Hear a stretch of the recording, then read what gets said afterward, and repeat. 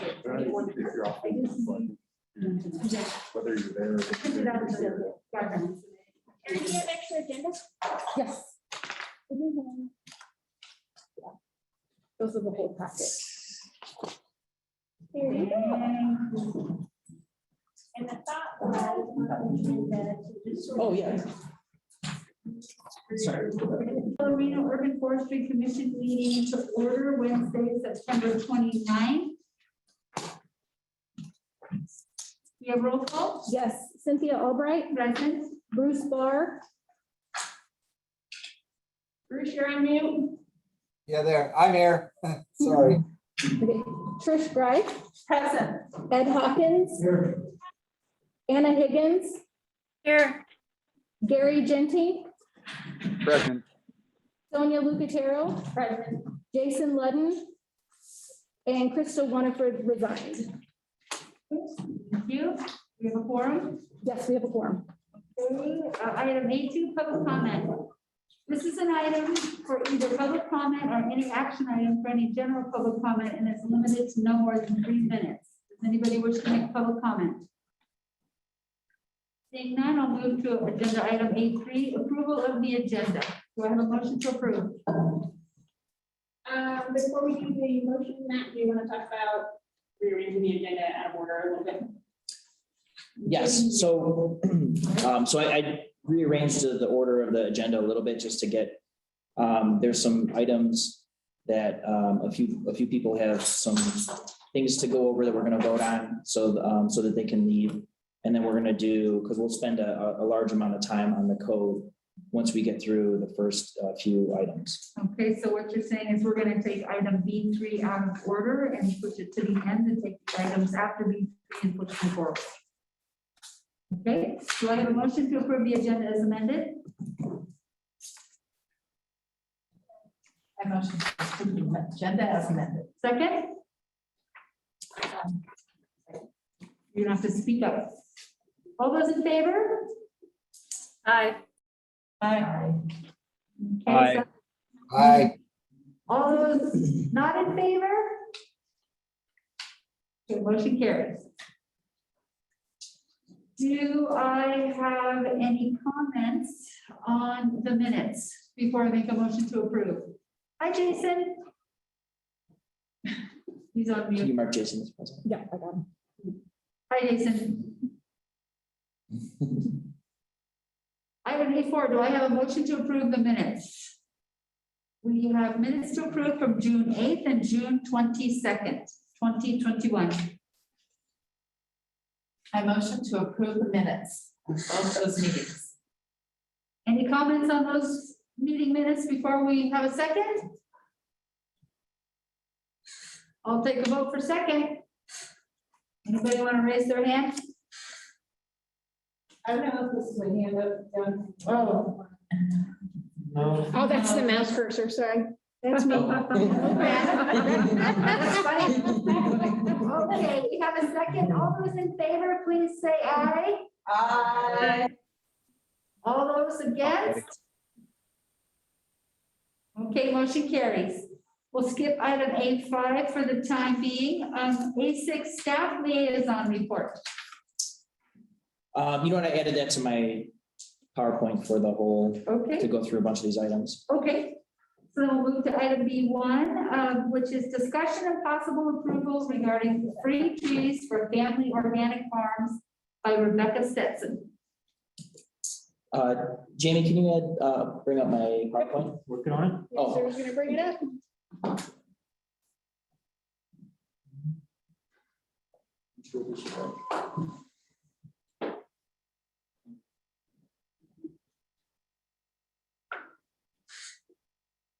Okay, Rebecca, would you like to talk about your?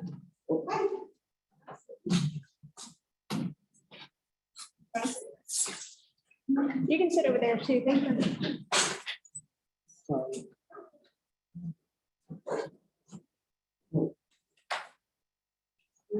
On item B1, we can come back to A. Okay. So for those of you who I have not met yet, my name is Rebecca Stetson, and I run a nonprofit town called Farmly.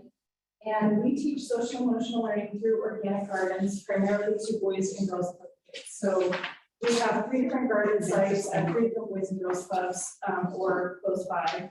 One at the Boys and Girls Club on Preston Avenue, 9th Street, and then here on Foster Drive.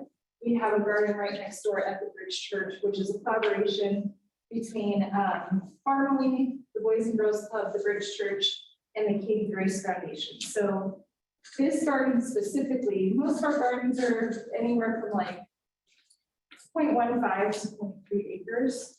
And this one is a garden expansion that we're doing, that we're well underway in, that takes a garden that we have from about 0.2 of an acre to an acre and a half. So currently, previously we were farming in this area and we're teaching the kids. And this is starting to get turned into an orchard, and then this will be like production garden, berry area, native pollinator habitat, and bees.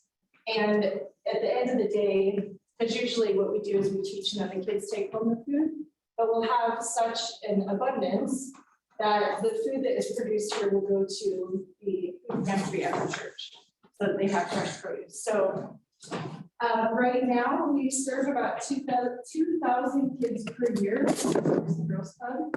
And we do everything from environmental education, but the basis of our program is really teaching those kids how to connect with themselves and their peers in their community, and really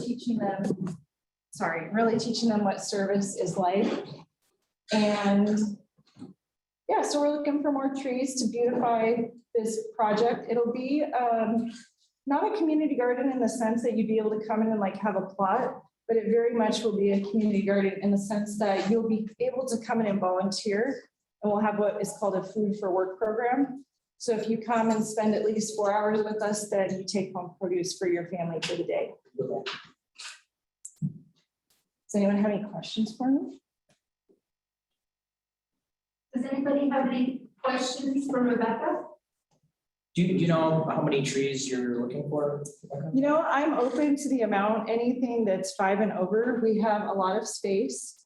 And currently there were a lot of Siberian elms and Chinese elms. I don't know the difference, don't judge me. But there were quite a few that were dead that during the excavation of all the irrigation lines through this property, we ripped a big chunk out. So we have a need for new coverage from where we did that. And we're noticing that some of the big roots of some of those trees were damaged when they dug the irrigation, and it looks like they're probably not going to make it through the winter. So looking to replace some of the shade. Great, so I would propose that that we use relief reno funds to contribute maybe 10 5-gallon trees that we have some leftovers from the tree giveaway, or this discount tree program. So I would propose that we do maybe 10 5-gallon size trees to the farm, possibly with maybe a volunteer tree planting day in coordination with the group, and possibly with KTMB or another group. Yep. So are you saying that we have these trees that are left over from a previous acquisition, which were purchased with previous maybe funds, or are we taking or using a fund to purchase these 10 by 9? These are trees that we've already purchased. Okay. So we have them in the yard. Yes, yeah, so they would otherwise be planted in parks in the city. Yes. Matt, were these ordered for this upcoming tree giveaway program that's on October 15th? Or are these part of the last? We have some leftover from last year that have been keeping in our nursery. And then we also are purchasing some extra ones this year. So they would come from those two sources. You don't have 10 total, like some are left over and some are just fine. Yes. Okay, you know the split? No, he has 10 of them. No, I don't think so. Most of them would be new ones. Oh, I thought your first comment was that we had all from last, so the carryover from the last Right, acquisition. these are ones that we're purchasing, in addition to the 300 that we're giving away as part of the discount program. Oh, so a follow-up question is, since they're part of the new trees to be purchased, we were purchasing 300 trees. Where are we in the people that have called in and reserved? Sure, and then I'll touch on that on another agenda item, and there's, I think there's around 80 trees left. I have on the slide there. That haven't been reserved yet. Correct. So is a process where you could have Rebecca's group participate in the program, and right now we were only doing 1 tree per family, or per person actually, not per family or per yard. But under that, could she do a copay as part of the tree giveaway program? And it's not a giveaway, it's a discount tree program. Right, I think we could look that up. I mean, and just so you know, Rebecca, they're $60 a tree versus about 100. Gotcha. And 105 or 110, so they're only, and they're bigger trees. Are they 5 gallon or are they 10? These are 5 gallon size trees. Yeah, so that way, it's just a thought, something to consider. She could be part of the official program, but we make an exception, on how many it can acquire. Just a thought, a different way to go. Sure. And then the last question I have for Rebecca actually is, you've said this probably before I came in, are you a nonprofit at this point, or are you a family farm? So Farmily is an education program that has had their 501c3 for about 3 years now. So we operate doing social emotional learning through organic gardens that are in conjunction with Boys and Girls Clubs. And we sometimes, like, I taught Mount Rose Elementary while my kids were going there just as a service. And so, yes, we are a 501c3, and we are essentially an education organization based around social emotional learning, connecting kids with the land. So here's my thought. We have not formally established a grant program out of it. So last night, I was here with Arts and Culture, same place, same time, same amount of people. And they do have a grant program they've established. And so we give them money, and then people apply for grants, all kind of nonprofits, right? Not for profits, but nonprofits. They compete, and it's a whole system that we have set up. So one idea is that this group could consider setting up a grant program. Trees can be planted in fall, but trees can be planted in spring too. Year round really, but fall and spring are a great time. But just something to think about, Matt. Since there's probably other nonprofits. For example, I was on the board of Soulful. Yep. They use trees too. They use do all kind of planting. I'm no longer on their board. I'm they call it an advisor at this point. I'm a former board member. But it's just a thought, since this is a first, where we could kind of formalize a program, treat everyone equally. Family farms may be the only people that apply, where there may be 5, and we could set aside a certain amount to do this program. So I can think of 2 very reasonable ways to go at this point. One is to have her participate in the giveaway program, discount program, but make an exception. And the other is to maybe set up a program with this and kind of formalize it. And I don't know what Jamie would think. I don't know what anybody else would think. Just Sure, I think it's a good idea. This is the first time I've gotten a request. Right. Like this, so. exactly. Because it is quote city money, right? So we just want to be fair in its application. I don't know what it is.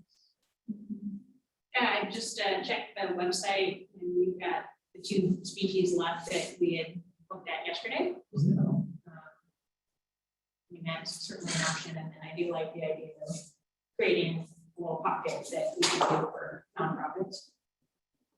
Okay. I don't think that would be difficult to administer. It's kind of like our co-sponsorship program that we have for facility rentals.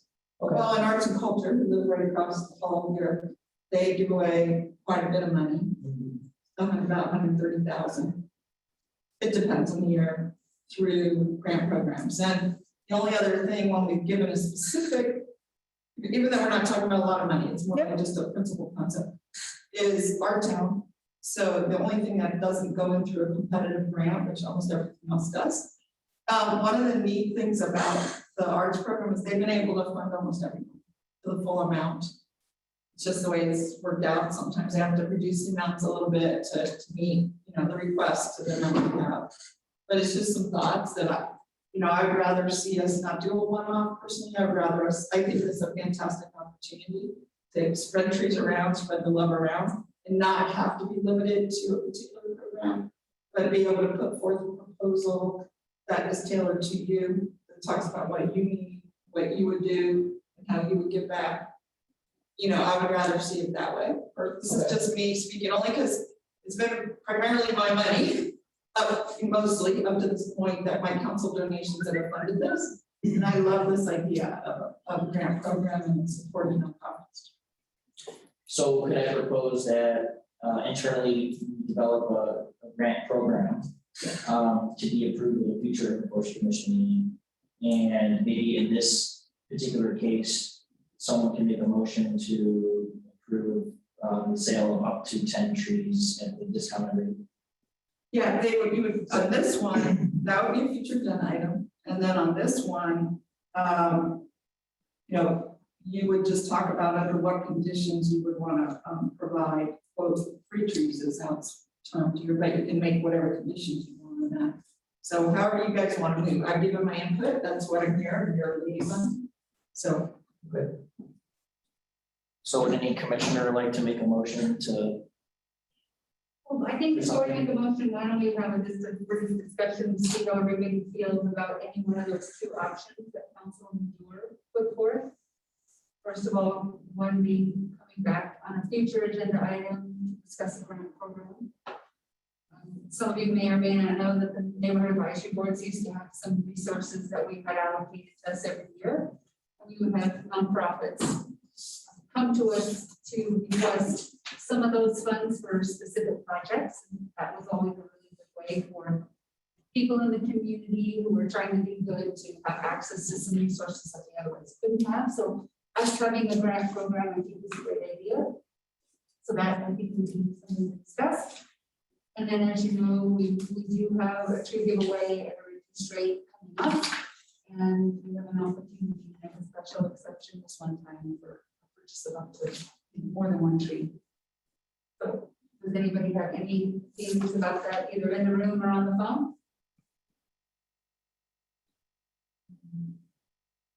How long does it take to set up a grant program? Is it filling out an application and putting it in and it gets approved and we got it? Or is it bank accounts and some, it's not a bank account. You would have to set up a process, and the process would include having to put out an announcement so everybody knows about it, so they can find out about it. It would have to be where this group recommended a certain amount of money to be in that grant fund, could be an up to. There would have to be some criteria, and there would have to be possibly a subcommittee of this group to evaluate any proposals and make a recommendation to this group. So I could see it taken into the spring easily. I don't think there's anything wrong with that. I mean, in terms of when these trees get planted. But the other thing to know is that no group, whether it's this commission or the arts and culture, has the authority actually to grant money. What they do is they have an option to recommend the granting of money. The city council actually approves the awarding of the grants. And they usually come as a package.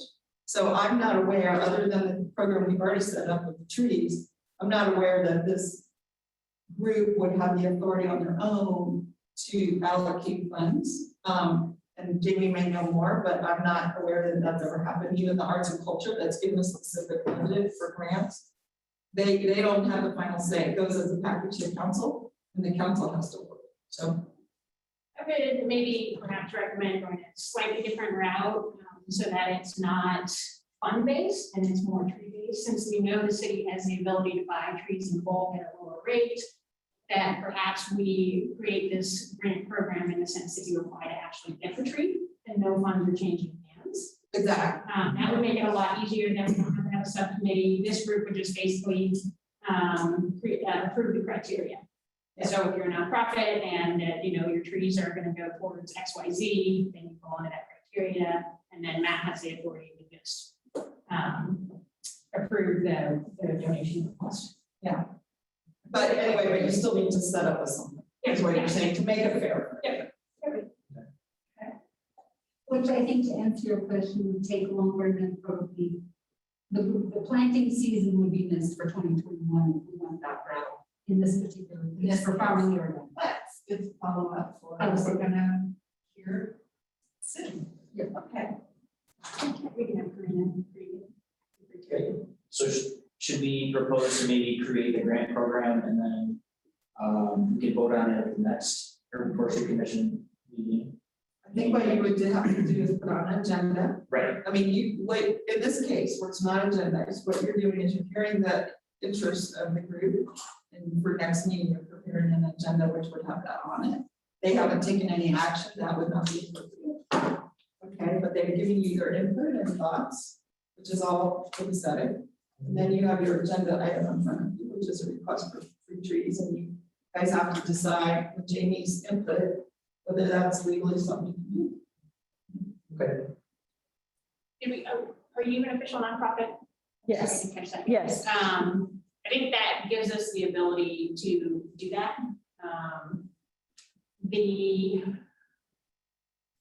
feel like it probably has to be approved by council because we don't have a set policy. So we could probably make it a consent agenda with that this group recommended that. Challenge is that it can't, the earliest we're gonna be able to get it on, we might be able to get it on October 13th agenda. I have to get that staff report done ASAP. Or JB, you could allow participation in the, you already have 80 trees. Yes. You could allow up to her request of 10. You know, That's she already probably could apply for one, and she maybe has somebody else on her team that could apply for another one. She could have her team even within the scope of the program, apply for 5 trees, all of which they want to plant there. I mean, Sure. Yeah, that would be the quickest. That would then reduce her capital outlay. Given that And it's she would be already, participating in the program. I think though that given that it's already October almost, that that gives us enough time to develop a program prior to spring. oh yeah, So, so maybe we just plan to kind of revisit this. once No we rush on my. Formalize it, Yeah. and then maybe we can get the trees there in the spring. but Are you sure? I mean, I'm gonna encourage her and her friends and her family, it's a family farm, to apply for trees under the tree discount program. If she wants to go that route and plant sooner rather than. maybe plant as many as you can apply for now for the program. And then come back in the spring for a grant request. Seems like a, like that. Great. So a motion. is- So, yes, so do we have a motion? I guess we have a, well, we don't have a motion. I think you've given her direction unless, you know, you've given her some avenues. Right, some opportunities. I don't know if you're making a motion on this. There specific- actually doesn't need to be a motion because it's not about giving away free trees. Exactly. That's right. Okay, so, thank you for coming. Yeah, you guys, thank you. Yes, and, Absolutely. Good luck with the application process and we'll see you in the spring. hopefully. Yeah, that sounds Thank you great. for all the work you're doing. It's my pleasure. It is my Amazing. pleasure, yes. Wonderful. Appreciate it. Have a good meeting. I'm gonna say from me, Rebecca, what you're doing is amazing. Thank you. And I think it's, you know, it's really remarkable. I have a really cool team, yeah, and the reason we called it Farm Lane is because we feel like what we're creating with those kids is family around, yeah, around agriculture. Great little thing. Yeah. It's awesome. Thank you so much. See you guys soon. Thanks, Rebecca. So we want to continue with agenda items in the B, or do we want to go back to the council liaison report? I'd like to go to the. Okay. The first thing I like to do is, Ed, you're on this group. Would you like to sit at the table and just pull the chair? I mean, you're a member of the commission. Pull the chair right here. My way in. You're what? I'll work my way in. I'll keep in with you. Okay, okay. All right, well, I just wanted to say that. It's great to see everybody. That's what I mostly wanted to say, is it's phenomenal to see everyone. Thank you all for coming. You have some really important work ahead of you. I think today you're gonna tackle one of 2 big items on looking at various parts of the tree ordinance. We're eager to get this going, and your participation is critical. And so what I want to kind of just put up on your radar is that in order to have effective participation, you're gonna have to read these documents ahead, which is gonna be like homework. And you're gonna have to mark them up so that when you come in, you can be prepared to talk about them. I've done it, others have done it. It's much better to do that ahead before you show up, because it makes the meeting go faster, and it makes it easier for you to get your ideas across and us to not miss them. So if you didn't do that for today, I understand, but I'm asking you to do it for next meeting, which we're gonna, I think my understanding from Jamie is we're gonna divide this into these ordinances into 2 parts anyway. The second part is that I think our staff have been struggling a little bit to understand everyone's attendance and participation. And I was gonna ask 2 things, one of you and one of our staff. For our staff, I was going to ask if when they send out an email asking whether you will be at a meeting or not, that they would be very specific in the title of it. And it says, it might say RUFC, which is, Urban Forestry Commission, and then it might have a dash, and then it might say request for attendance, or it might say quorum needed, or it might say something like that, but it's going to be informative to you, and it should be a note to you to immediately respond. Okay? It could be no, yes, maybe. Whatever your response is, they need to know. They canceled the last 2 meetings because they weren't sure. It's not that for sure we knew we didn't have a quorum, but they didn't know for sure we did have a quorum. And they don't want to come and set up all this equipment and bring on the staff and have a meeting, only to be one person short. And if they do know that, then that will help them know that, no, we're not going to have a quorum. So all I'm asking and almost virtually begging you all to do as part of your responsibilities to this commission is to communicate. Just communicate. Yes, no, I don't know, maybe I'll try, whatever the right answer is. And to do it as soon as possible after you get the request, which I think the goal is to send out the request as soon as you post the agenda or at the same time. As soon as it's posted, I send out the emails within. Right. So usually the agenda goes out 3 working days, 4 working days before the meeting. So at that point, it's critical, like you might be on vacation, you might not be checking your emails. All I'm asking, since we're gonna have special words, it might even be in capitals, quorum, some words that are gonna grab your attention, and I'm just asking you to respond. And then we'll have this great turnout like we do today, and we can move through our work quickly. And I'm so grateful that all of you have signed up to participate in this activity. This is my probably top passion in the whole city. So I really care. And I'm just grateful to all of you for being willing to commit the time. So that was just meant to be a thank you and an inspirational speech and a request. So for both our staff and for everyone. Okay. All right. Well, I think that's enough said from me. I think we'll go back. Madam Chair, Bruce did have his hand, he lowered his hand, but I didn't know if he wanted to say something. Okay. Did you want to say something to me or others? Rob, you, Bruce, your microphone is off. Did you have something to say? No, I'm good. Thanks. Well, and I have to do one more thing, and that is Jamie here has made a heroic effort along with our IT staff to be able to do this meeting in a hybrid manner. People can be here. We have, at least 4 members of the commission on the Zoom. I even thought I was going to be in another state today, so it could have been 5 of us. By doing that, that helps us get the quorum. That reduces some of these folks, like Anna would be traveling up from Carson City. I think Bruce works up at Lake Tahoe. I mean, in other words, it really does facilitate. Everybody has a distance to travel, but some even further. So I thank both of you, because this is officially our first one like this, to my knowledge, in the whole city. There's maybe been 1 or 2 NAB meetings, but they haven't been this level of good. Like I can see everyone clearly. The only thing I recommended at a previous one that was sort of a preliminary one is that we moved the microphone. I recommended that we set up 2 microphones going forward, possibly 2 cameras. Because I know that on this camera, they probably can't see me, I'll lift my hand. Oh, yeah, you're right next to it. One straight over. No, but I'm just saying, here I am, I have an arm. So- And you probably can't see your chair, who's gonna give her arm. Let you know she's here. So my suggestion, just some thoughts, is to have, a dual camera system and a dual sound system, if possible.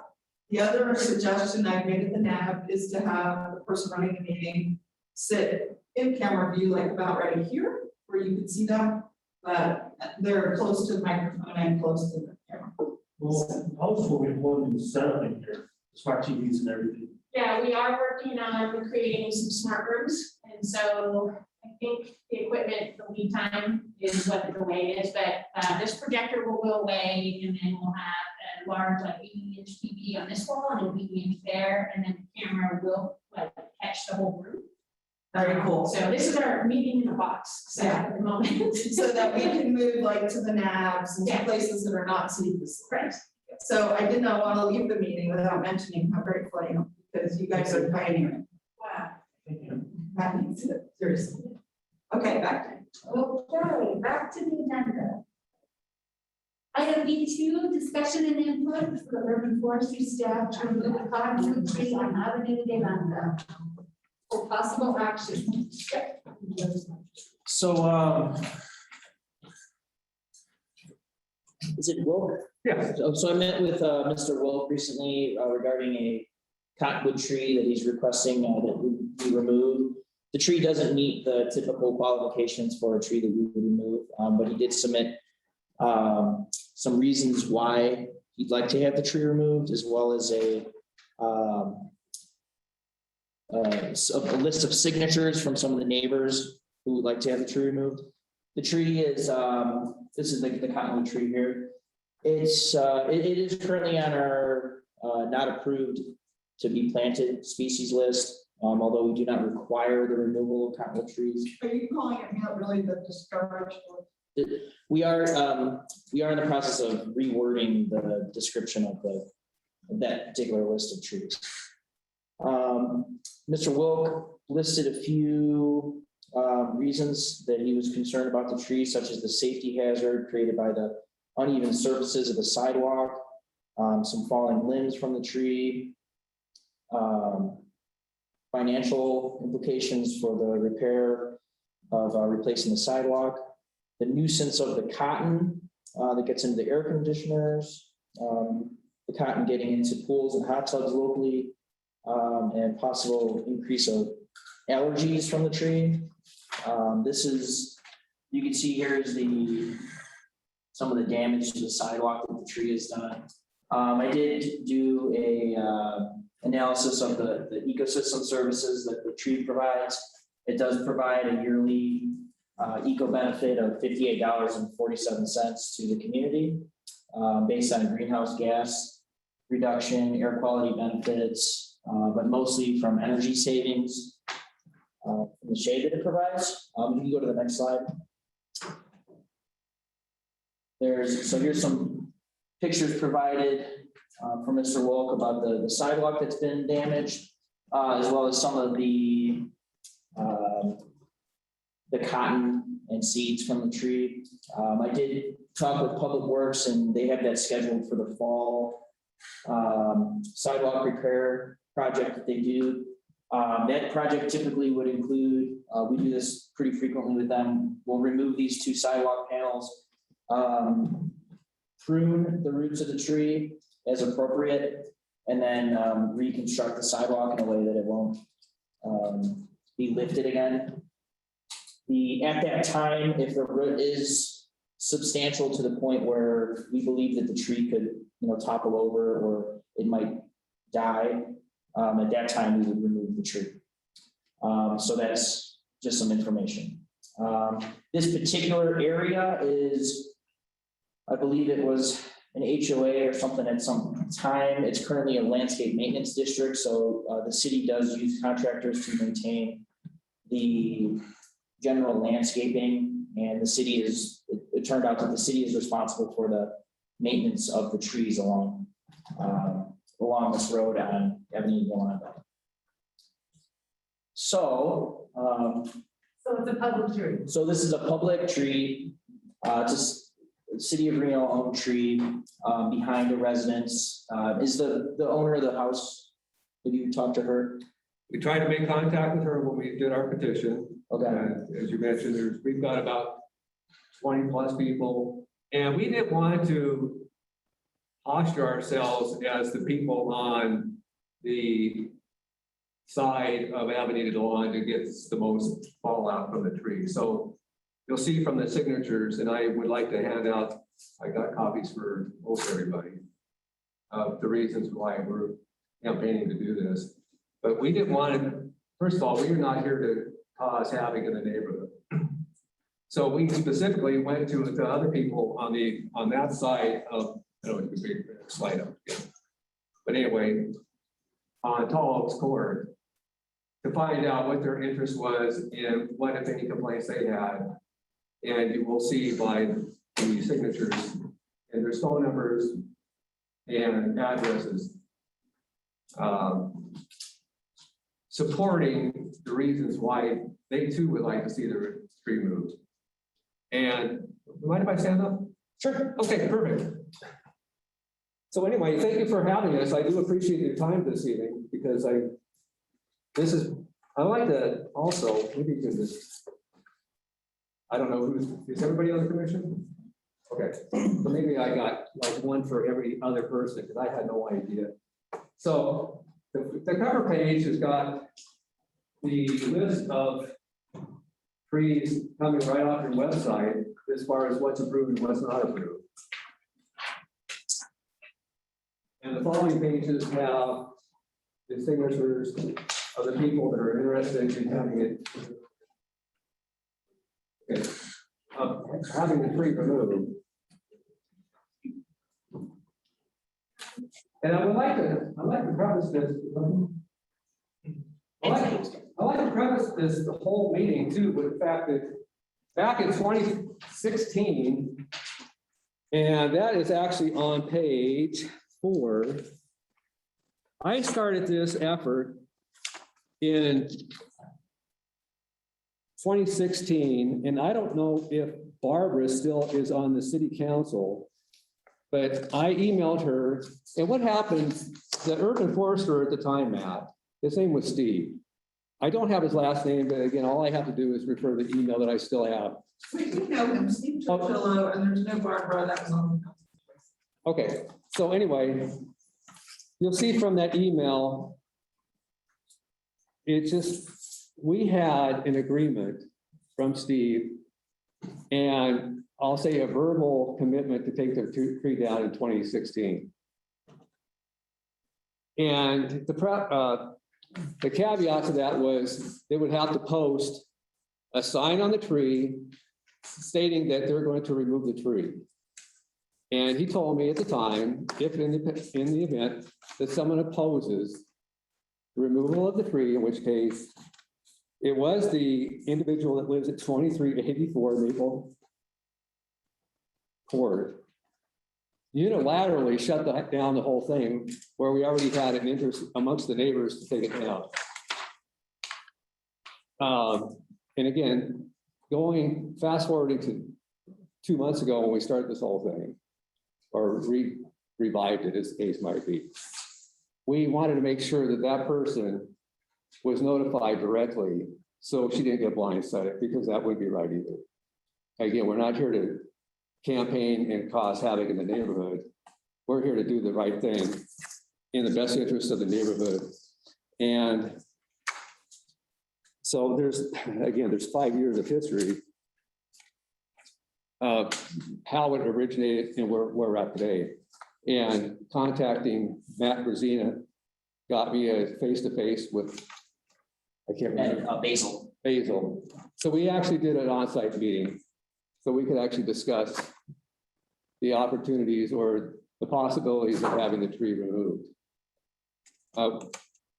So we've got a number of the neighbors who have shown a strong interest based on all the reasons that are listed on the cover page. And I'd just like to maybe summarize it. And again, I don't have any hidden agenda because I like to be open and honest. That at the very back of this page are my talking points or some extra talking points as to why we believe strongly that the tree ought to be removed. So the city of Reno has already spent time and money earmarked to spend more time and money mitigating the problems associated with tree defined by the Reno Urban Forestry Commission deemed species not approved for street and parkways for the following reasons: weak, brittle wood, invasion of roots, and disease. The roots under the sidewalk, which are likely to have to be cut and removed, and we kind of talked about this in the field map, may be large enough in diameter that's making the tree unstable and susceptible to falling due to high winds and the weight of the tree as it continues to grow. And you already addressed that, and I appreciate that. As mentioned, we already campaigned all the neighbors, or as many as we could at the time, on both sides of the street, so we didn't blindside anybody. And there was definitely some strong interest as to why cottonwood is inherently, it's just such a nuisance to have anywhere. Maybe, there's a place, I'll say there's a place and time for certain things at certain times. Cottonwood trees along the Truckee River, who cares? But we are impacted by the fallout of the tree and the hazards that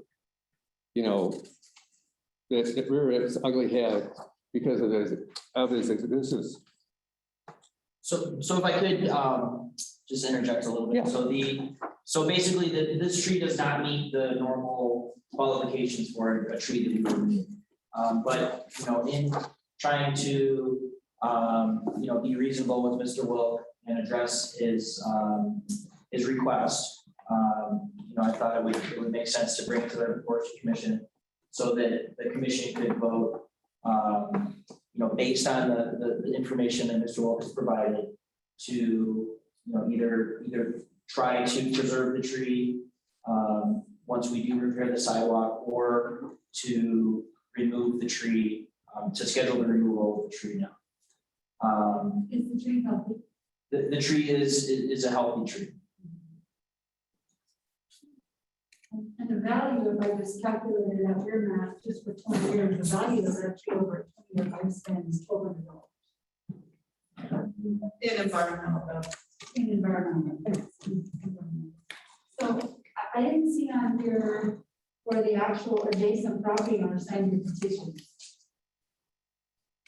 And that was what Mr. Wilk brought up, was that, and I guess apparently in 2016, when the tree was going to be removed, the abutting property owner. But we have a current property owner and there's no agreement that they would like to remove. Right. And so, I mean. Well, I guess what I'm saying, with all due respect, is 2016, unilaterally, one person shut the entire project down. Yeah, but this is 2021. So Right. let's just talk. So, yeah, so in 2021, we have a group of neighbors Right. that have shown an interest as to why that we would like to see the tree removed. Thank you. Yes, please. I guess I have Take your name for the record. Sonia Lucatero. And I guess my concern is that there are a lot of cottonwoods within the city of Reno. And if we set like a precedence of people not wanting a cottonwood, I think, Where do we and stop? I guess that's my worry as And I do have to respect that. and so I guess that's my comment. And to that point, I would like to ask, unless you're publishing the reason why that tree was removed, how much impact will it really have in the grand scope of cottonwood trees in the city or under the control of the agency? Well, that's the thing, we can't answer that with any specificity. or- Exactly. I live in a neighborhood full of cottonwood trees. And I think there's a lot of people who live here and love the cottonwood trees despite the fact that they have cotton that they shed all over our neighborhoods and all over our yards. And the point is, we live in a desert with cottonwood trees everywhere. This is a perfectly healthy tree. And I would go, I'm sorry. We have a comment from the commissioner in the back. State your name for the record, please. Yeah, talking, Oh, yes. been a while since I've been around here, but, I don't think things have changed. We still have, we call this tree a street tree then? It's a city owned, Yeah, it's listed on our registry, because we've got 26,000 trees plus on board. Is this part of that count? yes, It should If be. it's a healthy tree, we start cutting down healthy trees. I'm a proponent, along with Councilwoman Naomi. We started this stuff back before I became a commissioner. And talked about getting the canopy to where it needs to be. 11% last time I checked. For what, we're 5 or 6% right now. 5% was on nowhere, and I've been away from this board for almost 6 years. Who did nothing, and to go and cut it, that's perfectly healthy tree. I'm against them. I don't care what it's doing, there's a reason why that concrete's cracked, yes, it rips coming up, surfing the water. What are we gonna do other places that we can get the same water and situation that what's happening with some of the street trees here now is they say, well, it's an elm tree, so we'll take away this elm tree. We did that down in Washington 6 years ago. One guy was sitting there, as the owner knows, he'd go every day, 5-gallon buckets and water these 3 big elm trees down on Washington Street, just because he wanted to save them. It was his money, his time, his water. So we have to think long and hard. If it's a healthy tree, we keep it. If it's not, we do those notifications, like cut the concrete, you gotta bridge that with steel. You're not gonna do anything other than destroy the tree if you do anything else. Well, and Matt has come up with some really, interesting ways to preserve the root structure and maintain the sidewalk in safe and healthy condition. I mean, I think, personally, I think that the points, the speaking points and the reasons for removing the tree simply just don't stack up to getting rid of the tree. I don't think it is equated to a dilapidated building. I mean, it is a tree, it's a street tree in the city's right of way, and it provides shade and value.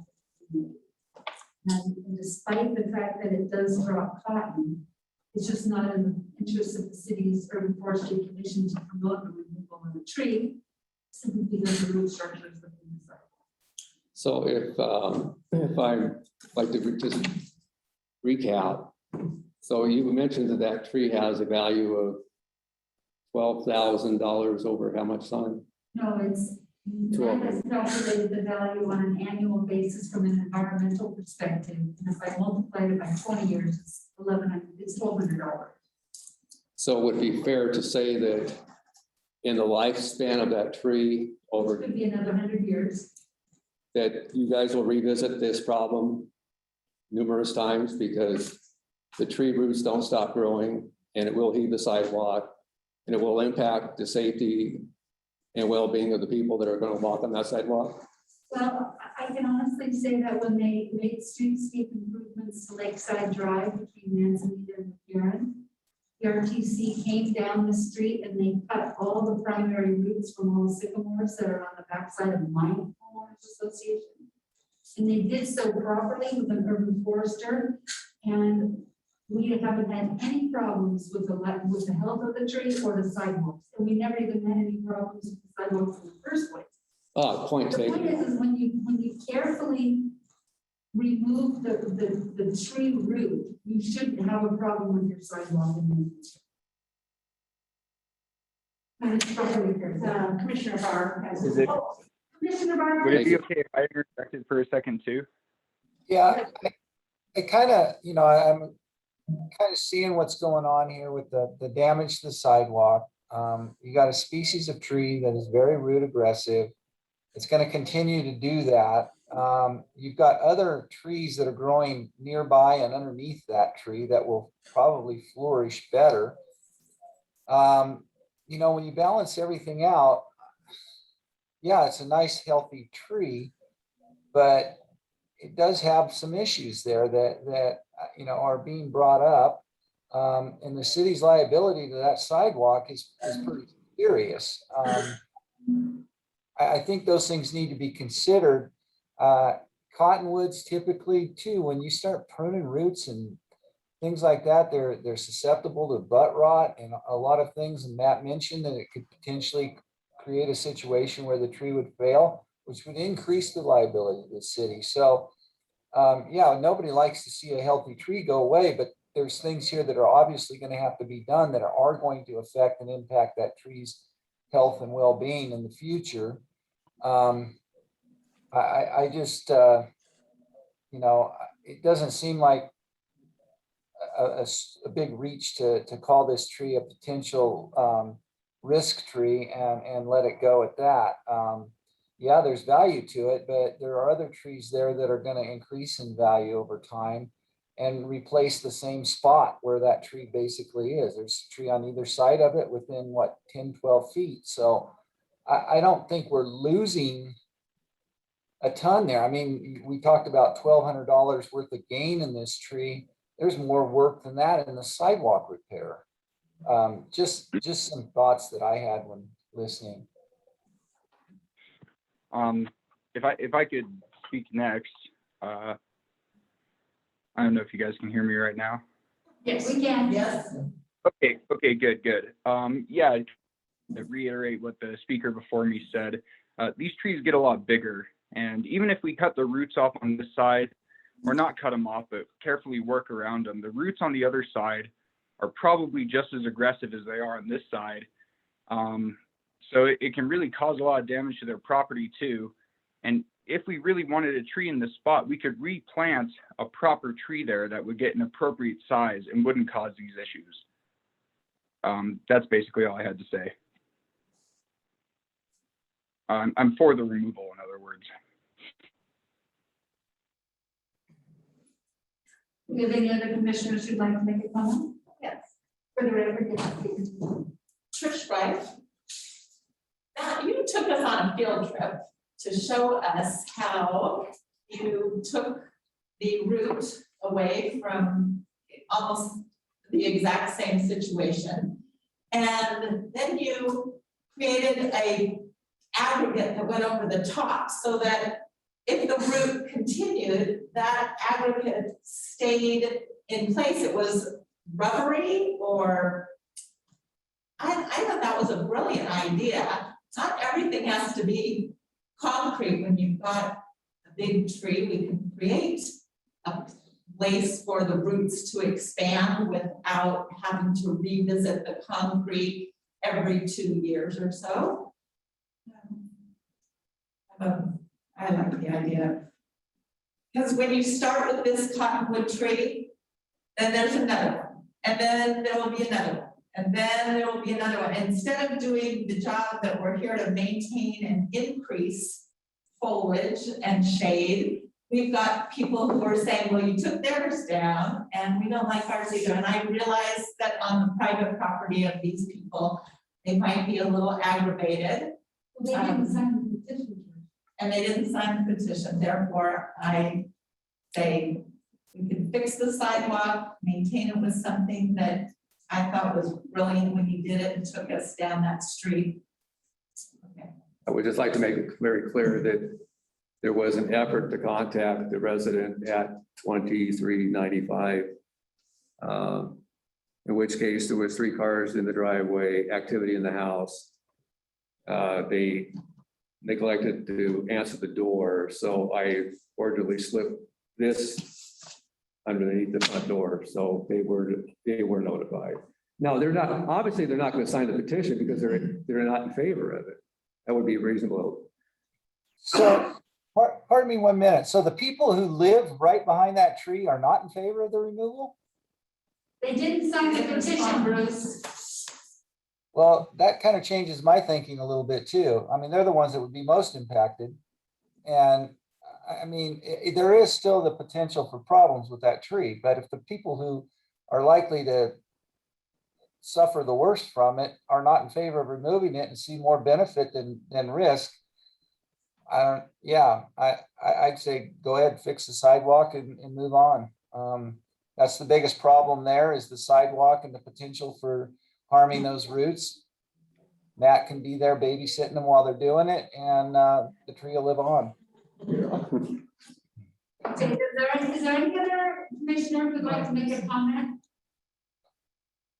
Okay, seeing none, I'll take a motion. Anybody want to make a motion one way or the other for agenda item? This is Anna. I make a motion to repair the sidewalk and keep the tree and revisit the tree in the future to monitor for, the root failure, decay moving down the road. Anybody want to make a second? May I say something before you get your final vote?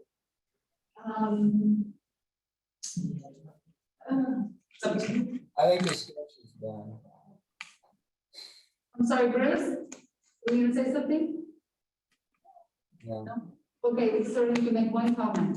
Thank you so much again for your time. So with Matt present during the excavation and mitigation of the tree root, if it's deemed for the conversation or the intro of this discussion, that if that tree root is deemed big enough that will compromise the health or well-being of the tree, then we would all agree that it could be removed. Well, we will defer to our urban forester to Okay. make that decision on site. He has other options available to him Okay. for repairing the sidewalk. All right, thank you. All those in favor? Or wait, did you get the name of the second? Okay, all those in favor, say aye. Hi. Any nays? Motion carries unanimous.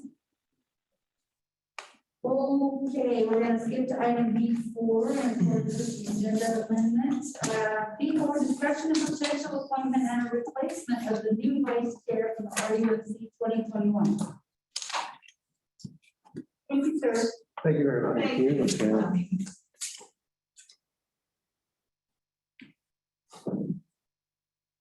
Who wants to talk about this agenda? So, well, let me ask you a question. You had a vice chair, but their term expired, is that what happened? Okay, and during like COVID or something? Okay. So I can't hear you. I don't remember, to be honest. Anna's term expired. So just by way of history, I think Anna, you've been vice chair and it may be 1 or 2 terms, I'm not sure. You might want to just address it, and it says for appointment or reappointment, so either you have to indicate you're still interested or you're not interested, or you have other issues, not that you're not interested in the commission, just being vice chair. And I think it would be good to hear from you, and then also I would recommend, Madam Chair, that you consider, anybody who'd like to voice their interest.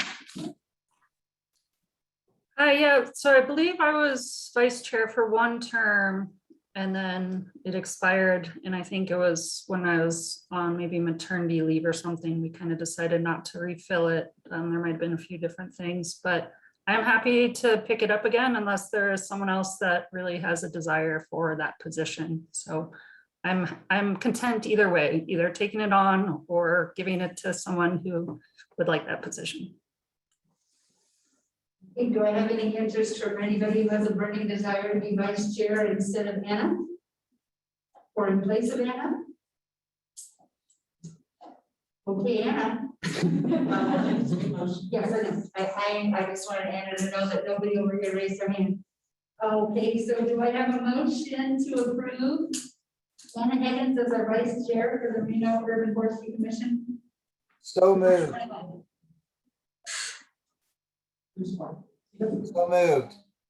Thank you, Bruce. All those in favor? There was a need a second. Oh, sorry. Second.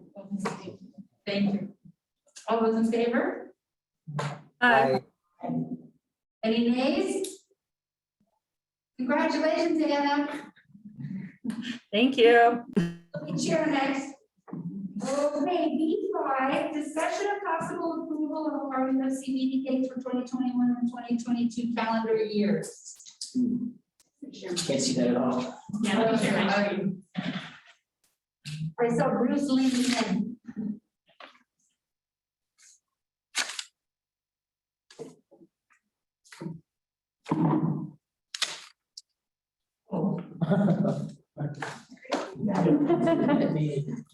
We all know. Oh, they can see it, but in the room here. These guys need to see it too. So I'm gonna, Oh, now I can see. wait, they can't see it. Okay, hold on. I have to be sure. The hiccups of learning how to do a hybrid meeting. That's the file. It is, yes. You wanna hold up and share it? It's all proposed. Yeah. Perfect. Go full screen and share that. That'd be great.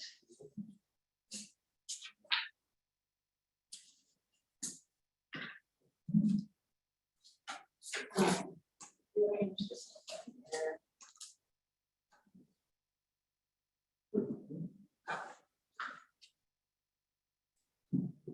Okay, Matt, do you want me to take this or? Sure. Okay, so, we know that we've been struggling to have a quorum, and so what I'm proposing to this, commission tonight is the bylaws state that we only need to meet once a quarter. And so that is an option. What I did was I just kind of did a quick timeline history of what we were looking at as far as where we tried to meet, but we were unable to meet because we had either lack of quorum or we didn't get quite the response from the commissioner, so we had to cancel. So what we wanted to look at was, let's just try a quarterly schedule, ask all the commissioners to hold these dates on your calendar, and then that way we planned ahead all the way through 2022. And then hopefully that increases our success of having a quorum so that we can keep moving forward with the things that we want to implement and discuss. And so what we would do is, you'll see tonight, we've got the 29th, and then the next meeting we roll into the fourth quarter, so it would be October 20th, the regular meeting for the quarterly requirement. And then we would hold basically the third Wednesday of the month, but you're gonna see some days are switched to Thursdays just because of the fact that we've either got holidays or it conflicts with the council meeting. And so then in January, the Bolton meeting would be, sorry, for the first quarter of next year, Bolton meeting would be in February, but we would have you hold January and March as well. So I won't read through every line, but we're hoping that this increases our successes. And if the commission would like to consider this, I think this would be beneficial for the whole group. Okay. If I could, Yes, please. my only thoughts are, we may want to have an additional one prior to Arbor Day, which is in April. Just for, for planning of special events. And then my only other thought is that between May and August, there is a lot going on, so we may want to have an additional summer meeting. But we could be fine with May and August as well. So just something to think about. And Matt, are you thinking those additional meetings would be the days that we are ready to put on here? So like if we need one between May and August, we would either hold it on June 15 or July 13.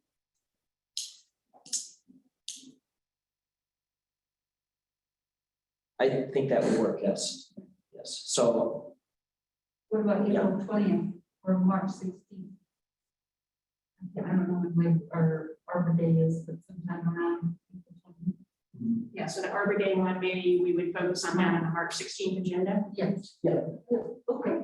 We can update this with the special meetings that Matt feels that we should have, but if the commission made the motion to approve the schedule, then we would approve it, everybody would have their dates on their calendars, and then we update it with, okay, so we think we're gonna have this meeting, and then you would know for sure that meeting was happening on that date.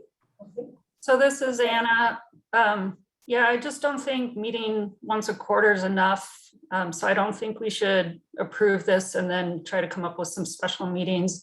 I guess one question I would have was, with us not getting the quorum, it sounded like it was a lack of responses. And so the people that didn't respond, did they just not get the email? Or that's kind of my question, was they didn't respond because they didn't have the time?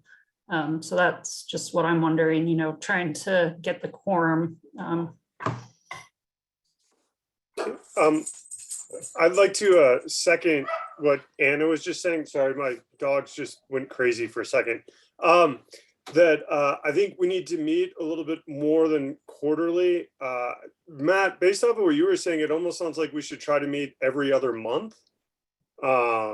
I like the idea of having the schedule and I appreciate the work on it, to have that on the calendar.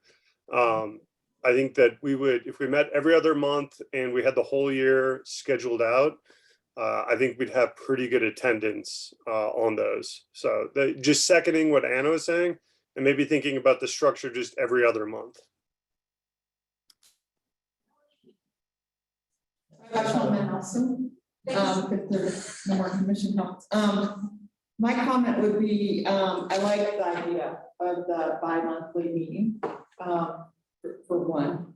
But two, I really think that for October, November, December, that we need to meet every month. And the reason is Kelly is on a schedule to get the tree ordinance done. And it's one of the biggest things that we've tackled in the entire history of this commission. And I think that if everybody dug in, that we could get it done by December, and then Kelly could get back on with her stakeholder meetings right after December.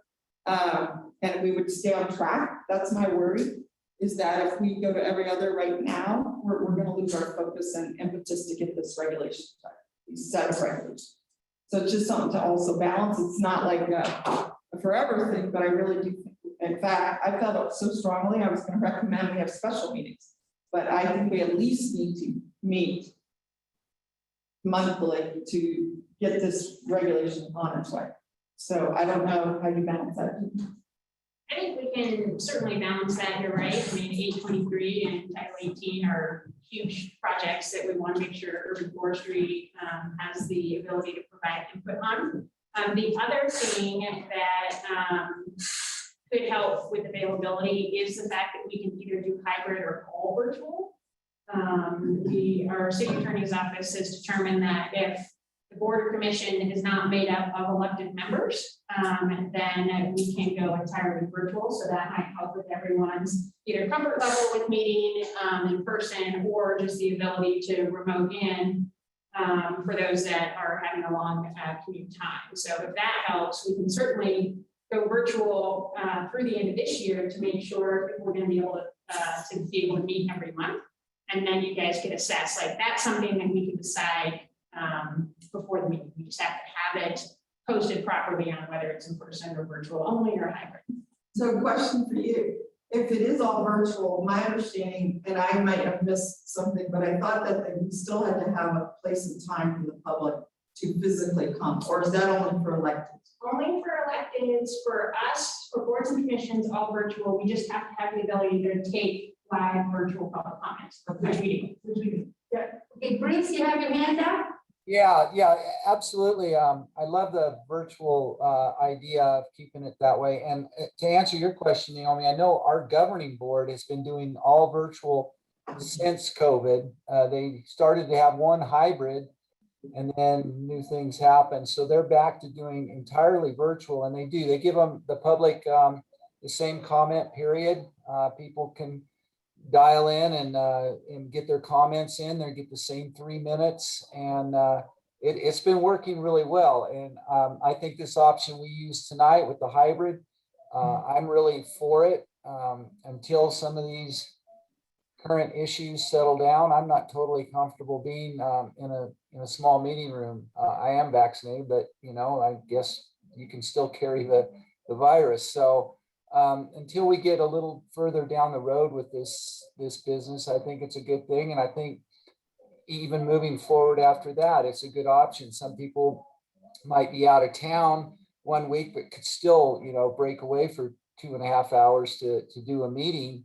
If they could do it via Zoom or something like that. So I really think that this will be a good option for us to get better responses in the future if we can continue to do this.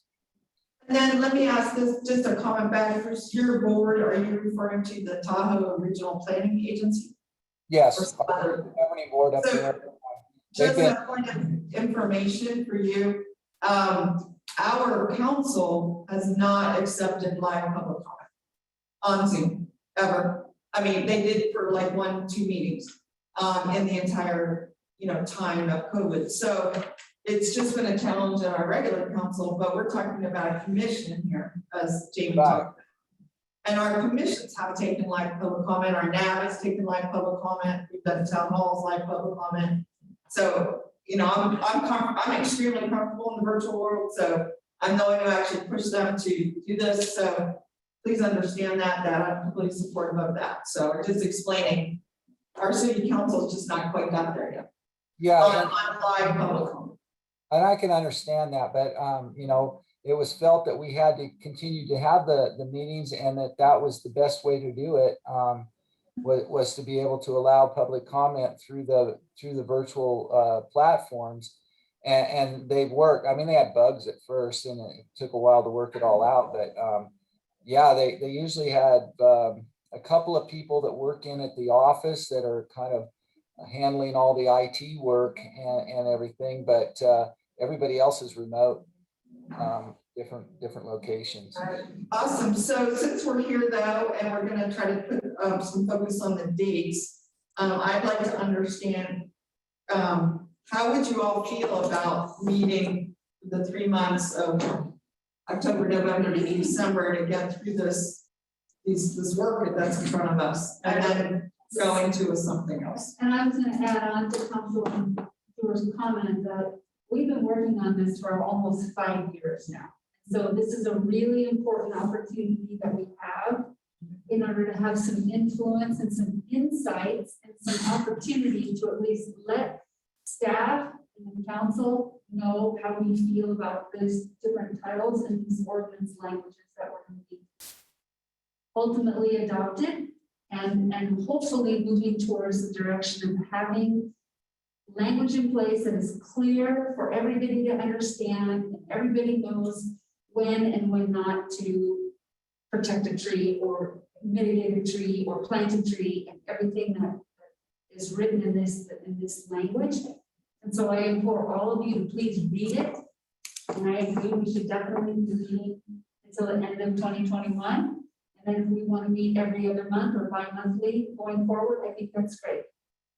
And the fact that now, because I mean, I've had to attend a meeting where I had to just sit there and listen on my phone, with the dialogue that was going on around the room, it was very difficult, but now it's very easy to participate in a non-virtual setting, and get here perfectly well. It's wonderful.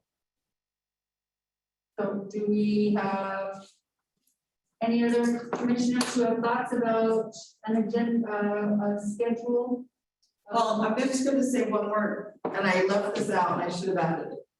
The reason it's so important for this commission to review, comment, and vote to approve the ordinance at some level is because the motion that I made in council required that the urban forestry sign off on the draft before we send it out for public comment. So if we never sign off on it, it's never going out to public comment. You have to do it. So you have, it's incumbent on you to do it. You are the thing, you are either the go or no go point right now. I just want to make that really super clear. Thank you.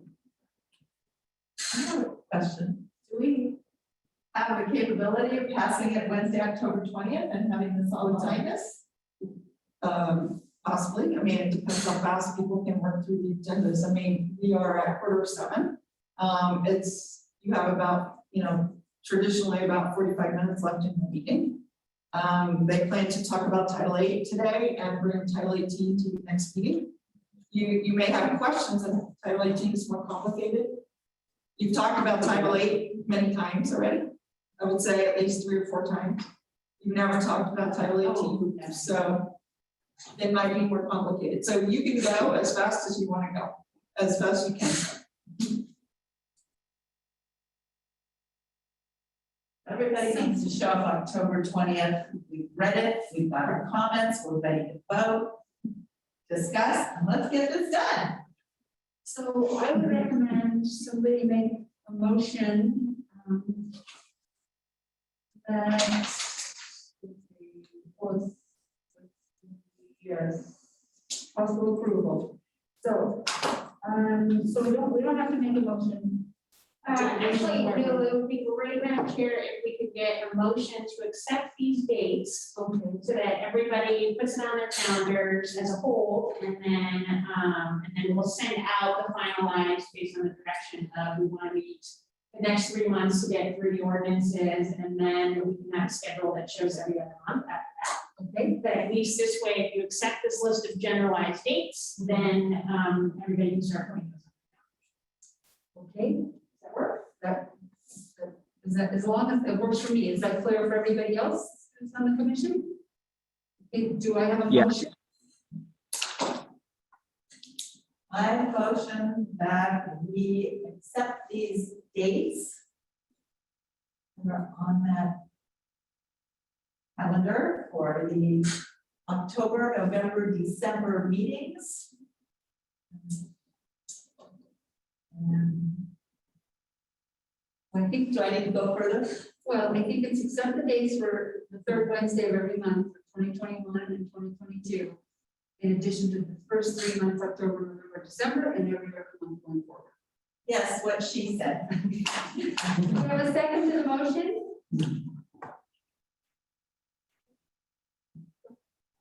I second. All those in favor say aye or raise your hand. Aye. Aye. Any nays? Okay, motion carries. Madam Chair, In the interest of time, since we are going deep in and we want to try to work on U23, if you would entertain the idea, and we go into item E3. I will certainly entertain that. Is that okay with everybody else? I know, Jason, you had an item on the agenda. Is it okay if we move to B3 to talk about Title 8 at this time? Okay, thank you. And I'm gonna just ask Aaron on the last item. Aaron, would you send out a calendar appointment to everyone for these? And that way you will know it's on everybody's calendar. You don't have to worry about emails getting there. It's already pre-programmed. People can accept, reject. It's a good way to instantly know if you have a quorum. You can still go and check for quorums, but at least this way you have a preliminary feel for the quorum. Right, instead of an email, this is a calendar. Okay, Kelly, I'm gonna turn it over to you. Thank you. And thank you, everyone. I'm Kelly Mullen, Principal Planner with the City of Reno. I've been working very closely with Matt Basil, our Forester, Jamie Schroeder, Director of Parks and Rec, and several of our internal agencies to put together a draft for the tree protection ordinance. And we had brought this to this group back in June, I believe, and kind of gave you an overview of the project and concepts. So we're bringing it back tonight. And tonight, what we're asking you to do is take a look specifically at the proposed language in chapter 832. And what we will be doing is trying to get your input on that specific section this evening. And what I'm going to do before we get to the language itself, I just want to give you a quick recap again of our project efforts so far, what our timeline is currently looking at. And that'll be right before we dig into chapter 832. And just so you know, the primary focus on the updates in that chapter are really trying to help with clarifying a lot of the policies that are in there. October 20th is when we intend to come back with Title 18. Title 18 is the area of the Reno Municipal Code that focuses on standards for new development. So when you are developing a private piece of property, you know, what those requirements are, including on landscaping. I'm gonna ask if we can actually go to our next slide. We just talked about that, so let's go to the next one as well. And just getting into the recap of efforts so far. So as we've talked about previously, Councilmember Dewar back in 2015 had requested an ordinance on tree protection. There had been some efforts on and off with that. The urban forestry management plan has been adopted. The sustainability plan for the city has been adopted. We had a new zoning code that also addressed changes and enhancements to our tree standards passed in January of this year. But back in late 2019 and early 2020, there was a prior draft of tree protection standards that had been floated to the public, went through this board as well. Those efforts were paused with the pandemic, but fall of last year, we did regroup on the project, had several meetings with Councilmember Dewar to kind of start refining concepts and options for us to address with the ordinance. And we fully expect we're going to get a lot of input as we go through the public process, going not just with Urban Forestry Commission, but to a lot of our other stakeholder groups as well. Next slide, please. And so what you see on the screen right now is an adjusted timeline, changed just a little bit from when we saw you last. Again, back in June, we brought you the overall concepts and some options. In late July, City Council initiated the code amendment. Since that time, we have been drafting code options. And then again, today and in October, we will be bringing Title 8 and Title 18 for review. In October and November, that's when we intend to start kicking off some of that outreach to our larger stakeholder groups, holding some public workshops, getting that input, and then bringing back to the Urban Forestry Commission again in December for an official review and recommendation on all of those, updated language before heading to Planning Commission in January. Assuming that they move it forward, we expect that during the February-March timeframe is when it would be before council. Next slide, please. And then just to reiterate the number of stakeholders that we do have as part of this process, obviously our Urban Forestry Commission here tonight, Planning Commission and Council, all bodies that will be voting on the draft ordinance. But as we go out to the public, we will be seeking input from our local landscape professionals, whether that be landscape architects, arborists, contractors. Also, of course, we expect to hear a lot of input from developers in the region, as well as business owners, private property owners. Certainly all of the departments that are involved at City of Reno have been providing input as well, will continue to. That includes input from our fire department, public works team, parks and rec, code enforcement, planning and building, city attorney. So lots of involved folks.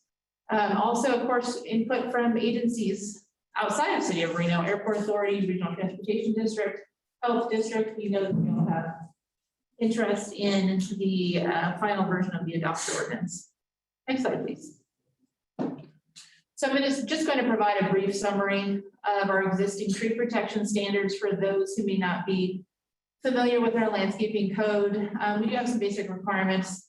Landscaping needs to be installed whenever you are developing a piece of property. The type and amount of landscaping will vary depending on the use being proposed on the property. But generally speaking, you're going to see standards and requirements related to types of trees and plants that need to be installed, soil requirements, requirements for irrigation. We do have a requirement right now for certain permit types when they do submit to the city that they need to provide an inventory of existing trees on site. And right now in our code, we have requirements for if trees are proposed to be removed in the front yard or in the street, that mitigation be included to replace those trees that have been removed. We have a general requirement that any landscaping that is required to be installed, that it needs to be maintained, that it's not something that you just plant and then let die and never be replaced. And I think most of the folks on this commission are probably aware that at this time, public trees are more heavily protected, of course, than trees on private property. Currently, permits are needed to conduct certain maintenance activities or to remove public trees.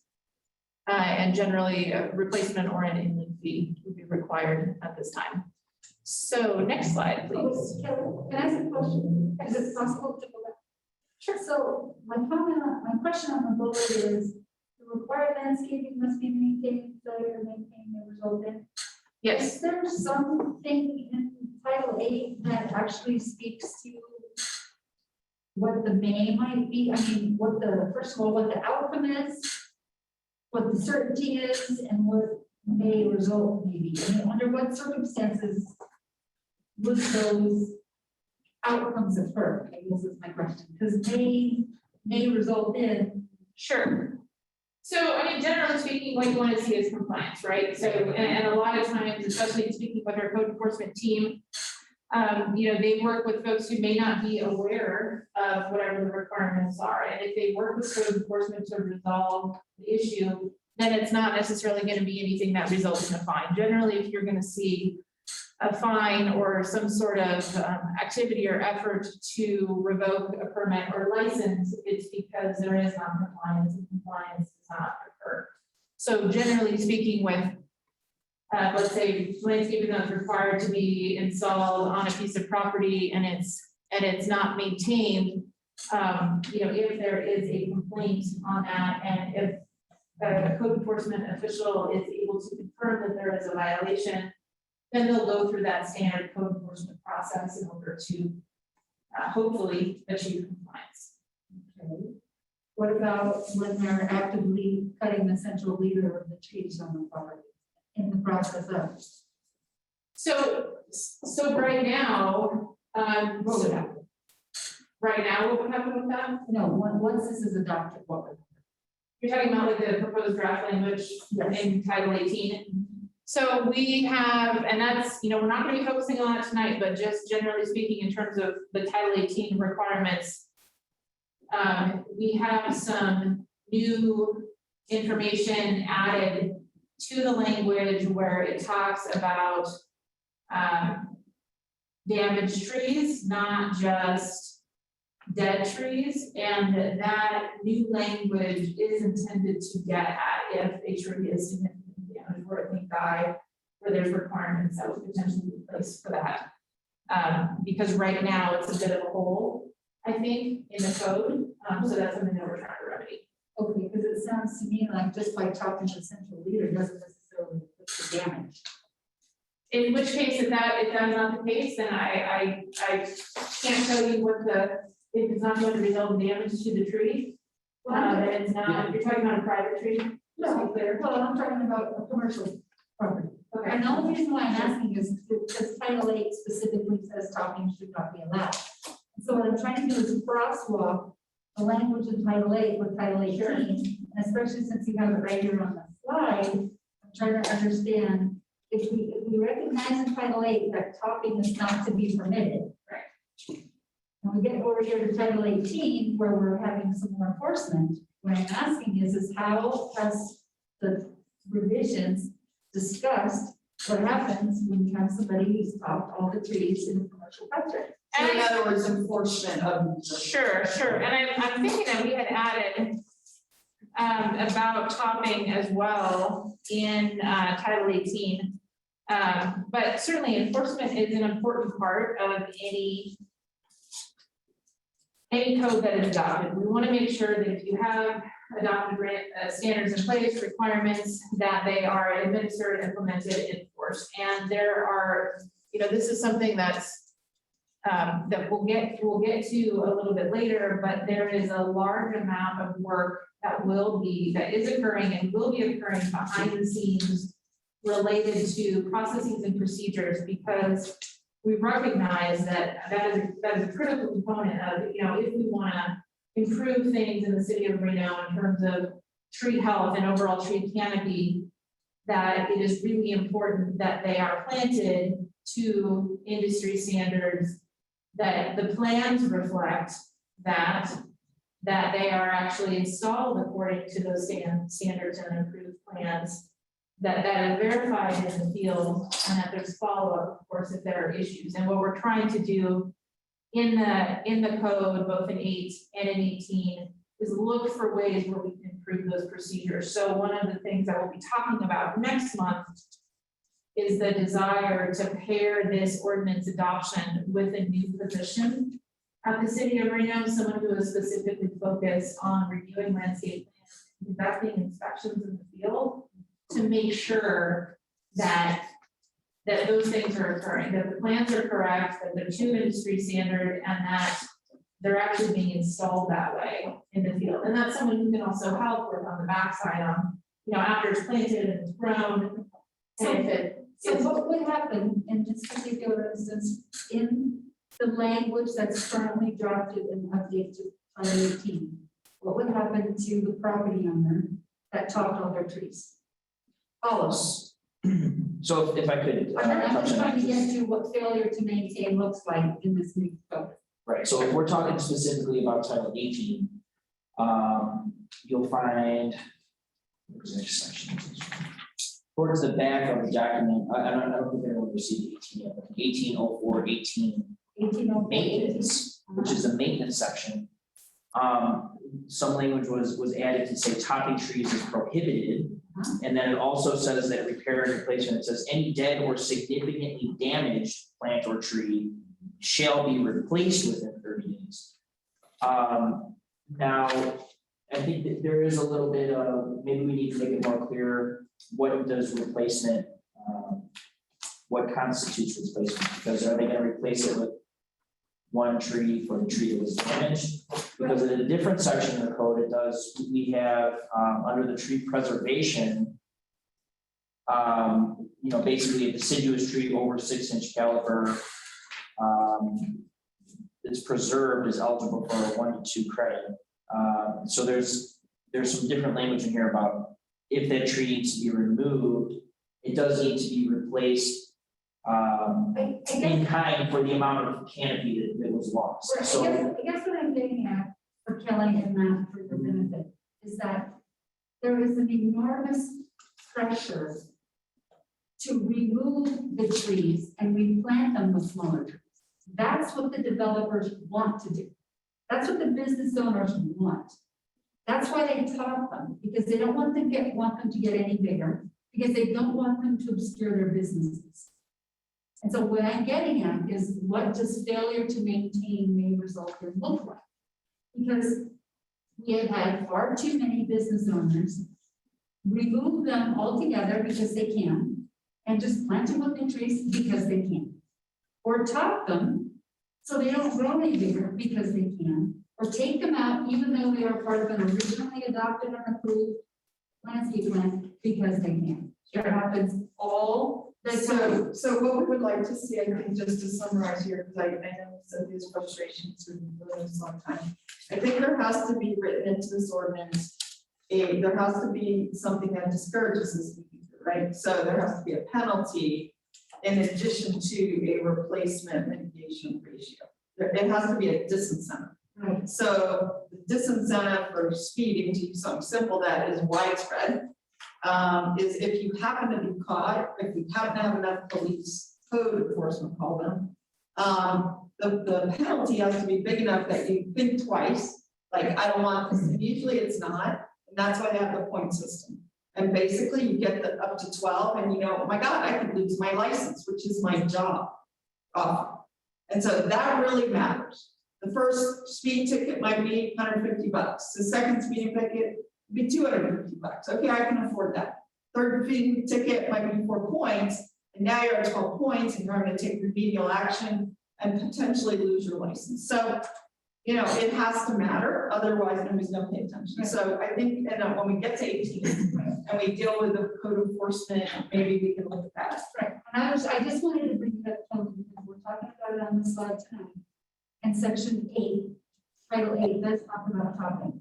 And topping is a frequent problem. And so I just wanted to make it clear that I think somewhere in these documents, we need to have something that's very clear that there is an outcome. Because like I said, the goal of a lot of these new property owners when they switch hands is to replace all the trees. And they like to put brand new trees in because they're small. There's no penalty, there's no disincentive to not replace them. And that's, and again, it's something that, we'll talk about that next month, but what Matt had mentioned in terms of the The updated language specifically in 18 prohibiting topping, talking about the damaged trees. Another point that I'd like to just make, and then I think go back to some of these slides, is there is a new requirement that we have added in here. Once required landscaping is installed, that's either remove those trees or reduce the overall amount of landscaping below what's required, would require the provision of a new landscaping permit to be submitted and reviewed by the city, which would also include, if we're talking about potentially removing trees, those tree protection standards and the mitigation policies and all of that. So just a heads up, that's another piece that we've added in there to try to get at some of those. I read it and I know that it's there, but what I'm not seeing in Title 18 is still any of this incentive. Just replace No penalty. There's no penalty. Like I said, just making the property owners replace the tree is what they wanted. That's not a disincentive. It's not a penalty. It's not a penalty. Sure, and that's something, again, we'll get to more with Title 18. I definitely look forward to that discussion on the specifics, and if you have recommendations on the language at that time to include those too, but I appreciate the input on that. Thank you. I believe a violation of code, the maximum penalty for the first offense is $100. Right. So How much? $100. So just based on our conversation here, I'm thinking that, so if the tree was deemed destroyed because it was topped, it would need to be replaced. Based on the proposed code, for every, the minimum replacement would be 0.5 inches of replacement for every inch removed. That's what's proposed in here, and that's open to discussion. The reason we put that was, the legal team said that it should be, proportional, less than the public property trees. So that's still up for discussion. But so if a 6-inch tree was removed, you would have to replace, you'd replace that with 3 inches of new trees plus the penalty of $100 from code. So that's how I. All day long then. But What's that? they're gonna take that deal all day long. That, Well, we have to talk about that one, yeah. yeah, and that's why we're having this discussion. But what about in the public tree appraisal, when we're doing a simple appraisal, there's a $300 per inch of tree diameter at DBH. Yes, so in Title 18, I'm glad you pointed that out. In Title 18, so if you're not able to replace the 3 inches of new tree or the 0.5 inches per inch removed, you're not able to replace that. The alternative option would be to pay the relief renal fund, because it's and the amount that Kelly put in here is 50% of the value. So based on, if you were using the $300 per inch for a public tree, as I read it, it would be $150 an inch for a private tree. Why are we letting them off with half? I mean, okay, I get that we We'll maybe. get to that. We can't. That was recommended by the lawyers for the city.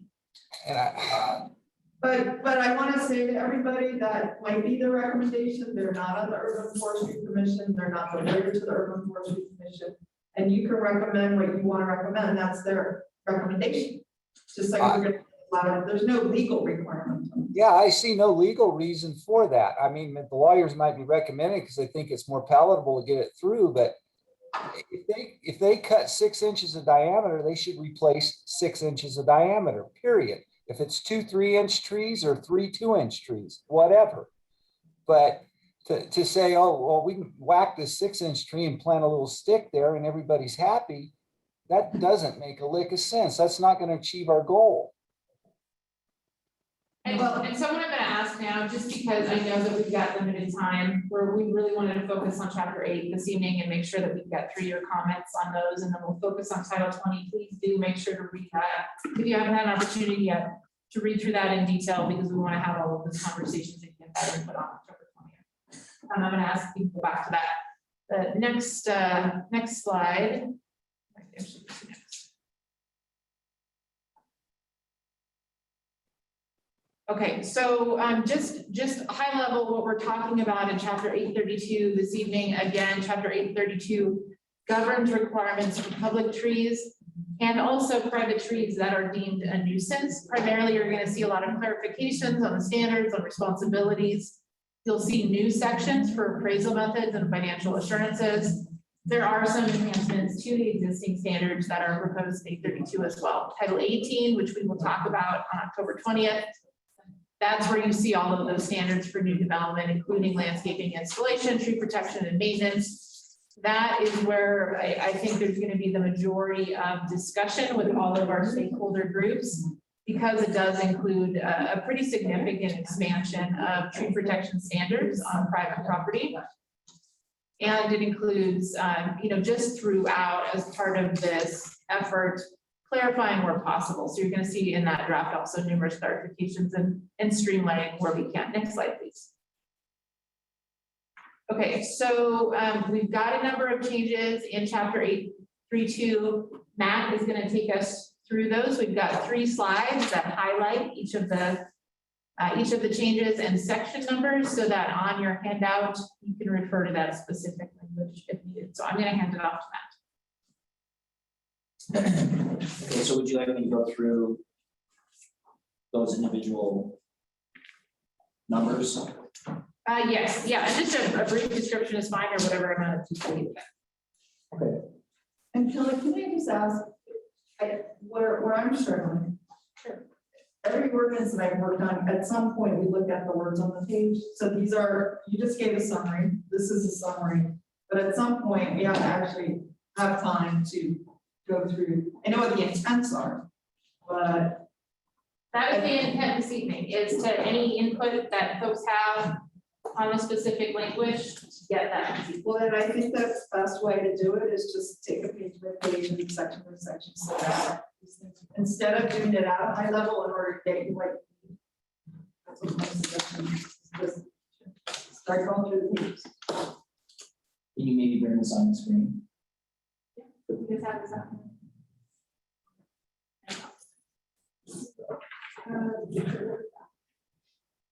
I mean, other people may have a different opinion, but I've never seen it get done, whether it's bylaws or ordinance or anything without. Sure, and it's, what's on the slides, that's just, a few words about, this is what the change was in that section. Here's in the handout. And you can put them up side by side if you want. I mean, you could have the PowerPoint and the words, whatever you want, but I'm just saying. It's important for people, sometimes the intent is different than what the words say, and that's where we just need to make sure they match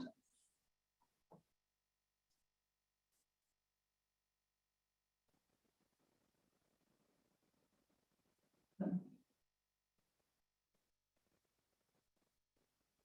You're in section 8. Yeah, so I think we're just gonna start right at the top and go page by page.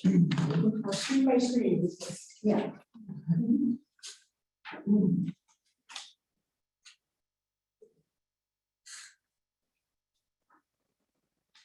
I've reprinted mine in digital print, so my page numbers don't match, so I'll be doing my best to match my pages, but. So why don't you go section by section, or match, whatever. Okay, so we'll start out with 832.005, the purpose here.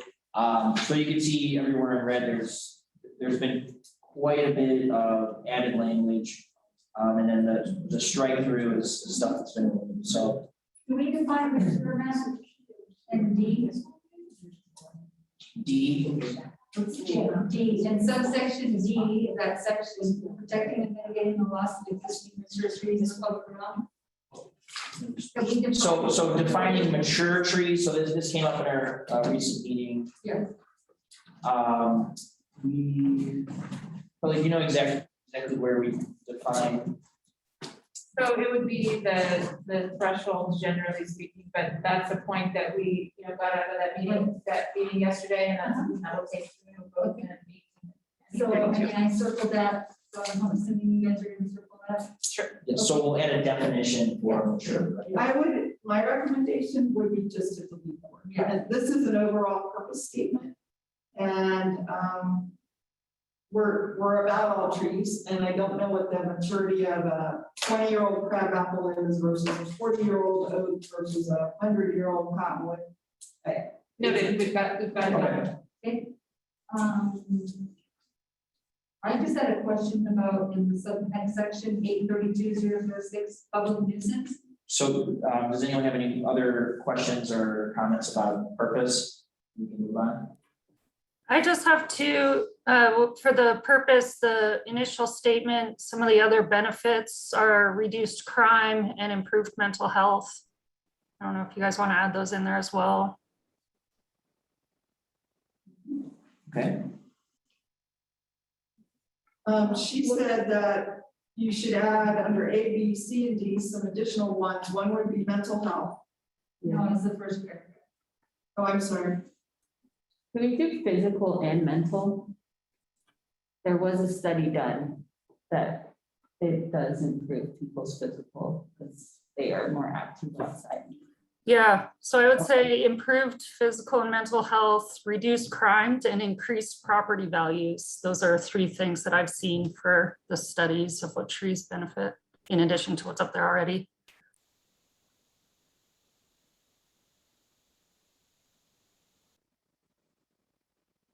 Thank you, Anna.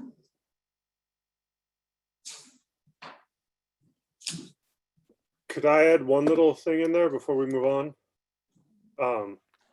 You have tree canopy for public health. It is the purpose of this chapter to promote and protect the tree canopy for public health, safety, and welfare by. I know this is nitpicky, but replacing public with community. I could imagine a situation where that language could be used to argue for the removal of that cottonwood that we were just talking about. Community health and public health are slightly different. so change public to community. Yes. And I have a comment on the very first sentence. And that first sentence says trees, plants, and other landscaping located within or upon city property. So to me, that is the public trees, but maybe that was not the intent. When we talk about green infrastructure for the city, it's all the trees, whether they're on public private property or public or private property. So I wanted to make sure I understood. Did you mean trees, plants, and other landscaping within the city of Reno or a community asset? Chapter title 832 deals specifically with trees in the public. Right. Could we retitle the chapter then, if that is what it is, because I thought it applied to all the trees. And if this is only public trees, then it should be, say, you know, either Public trees, yeah. Is it and shrubs, or you guys retitled all of the plants as plants later in the chapter? Okay. So should it be like public trees and shrubs? And Sorry, vegetation plants? or something. What's that? Maybe Like public trees and vegetation. Whatever, I don't care, I'm not asking. I think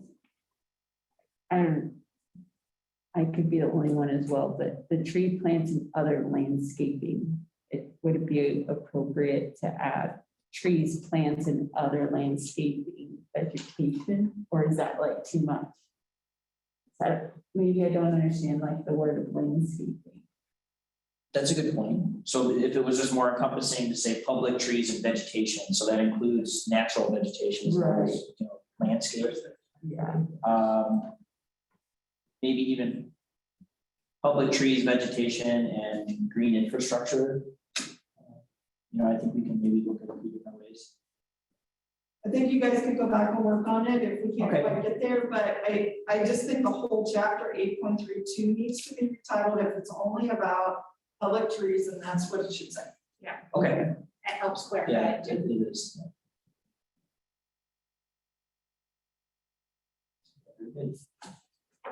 So can we move But on I'm to? gonna come up with something. As I recall, this section has all kind of information, maybe I'm wrong, about soil types and all this.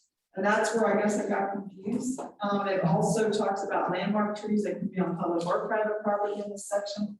So this is my question.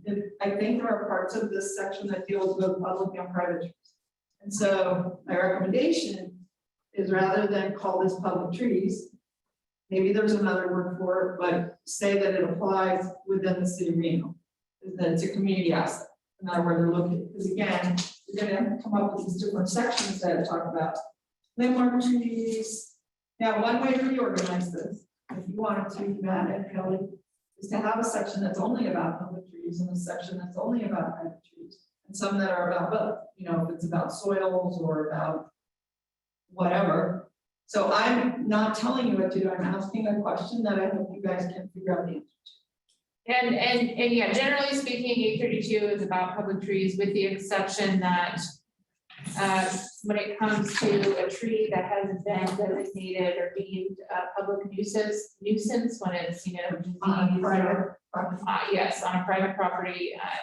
The only other place where private trees would come into play here, and this is a section potentially move out of 832, is that the request for being able to designate private landmark trees. That right now we have the placeholder in there for private trees in 832, just because that's where we talk about landmark trees, but we could potentially move that into 18 instead.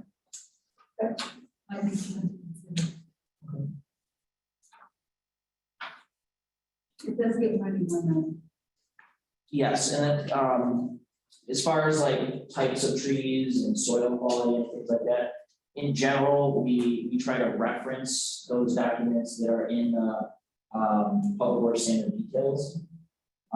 So whether it's an 18 or 8, they can both reference those same documents. That'd be great. Yeah. So I just didn't know if in 18, they also referencing those documents. You know, for example, to get to Cynthia's point earlier about topping trees, is there a whole section, separate section in 18 about topping trees?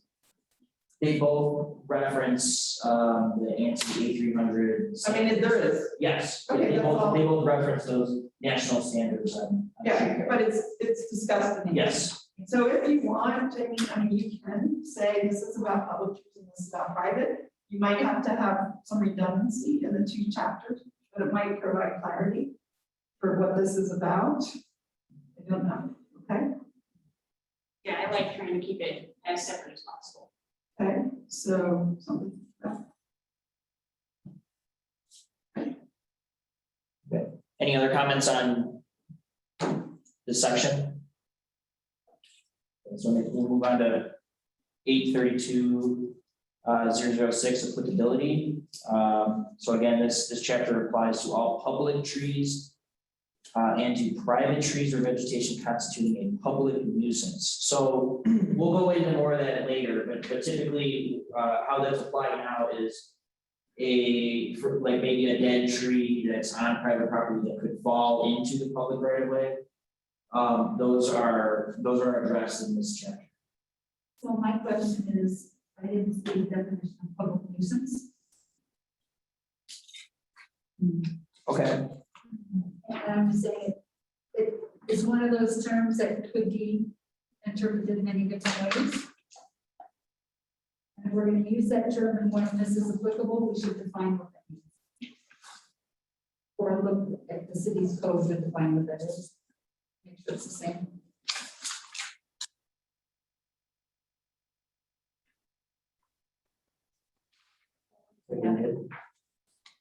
It's a good point. I also think that I'm seeing throughout 18 and 8, the DBH. I've seen it in lowercase. So I think we just want to be consistent. We reference it here as capital letters. So I think everywhere that it appears in both documents, it should always be capital letters.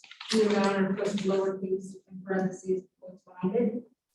Just so it's very clear. Okay.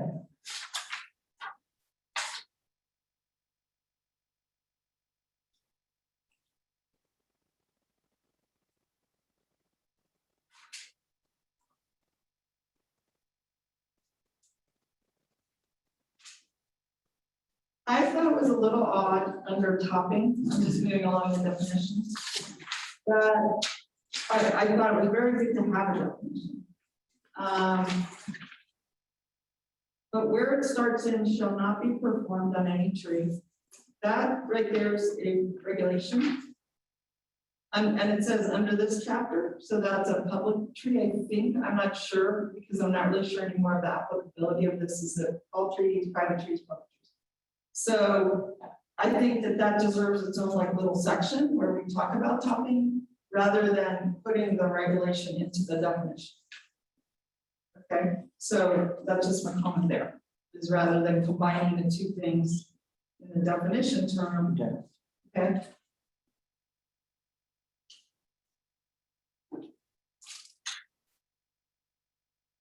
I mean, you can leave it as it is, it's just not, it doesn't do enough, like it needs its own little discussion somewhere else. Okay.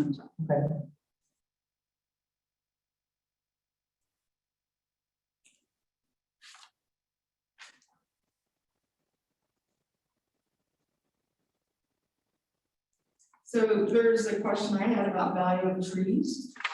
So section 8.32045. If I look at that one.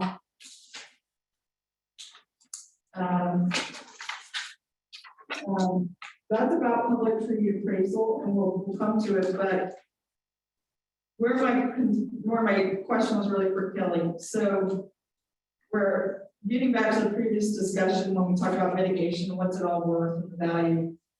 For the last few years, we've been dealing with this appraisal concept, and we adopted a manual for how to appraise trees in this climate, this location, all this. What I didn't understand, and I'm going to reserve to Title 18, but it comes up here, is it strikes me, my thought process is that whether you're a private tree or a public tree, you have a value. You know, you're an elm, whether you live on this property or that property. You're an oak, whether you live on this property or that property.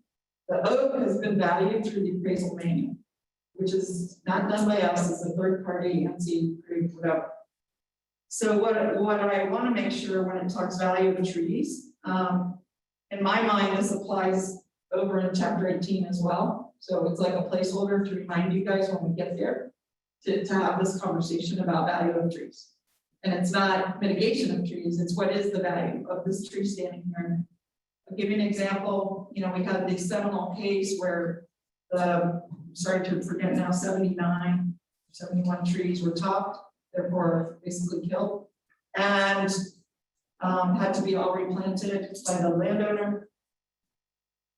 If we had actually calculated that, I calculated later based on the ANSI or the tree appraisal, it was $240,000 value of trees. The wood as described in the manual. They got a $100 fine. Somewhere between $100 and $240,000, which is actually the value of the trees per the manual, is probably a probable number. So just keep it in mind, since this is the first place it's defined, as we get to those concepts where the value of trees is discussed. Those very, very different things. Okay.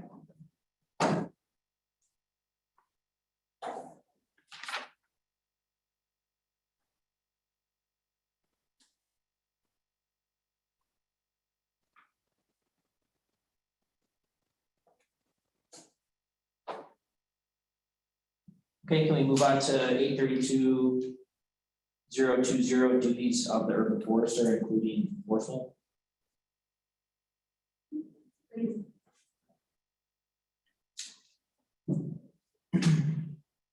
I'm gonna wait, but I do have 2 comments on this section. Others may. I think you have comments, if you want to bring one out. Okay. Under H, where it's advised the Regional Urban Forestry Commission for purposes of adding, amending, or deleting procedures. I would add to that policies, ordinances, programs. So, you know, you don't just come here and advise or talk to the commission about policies or procedures. So I would expand that to really reflect how it works and what it is.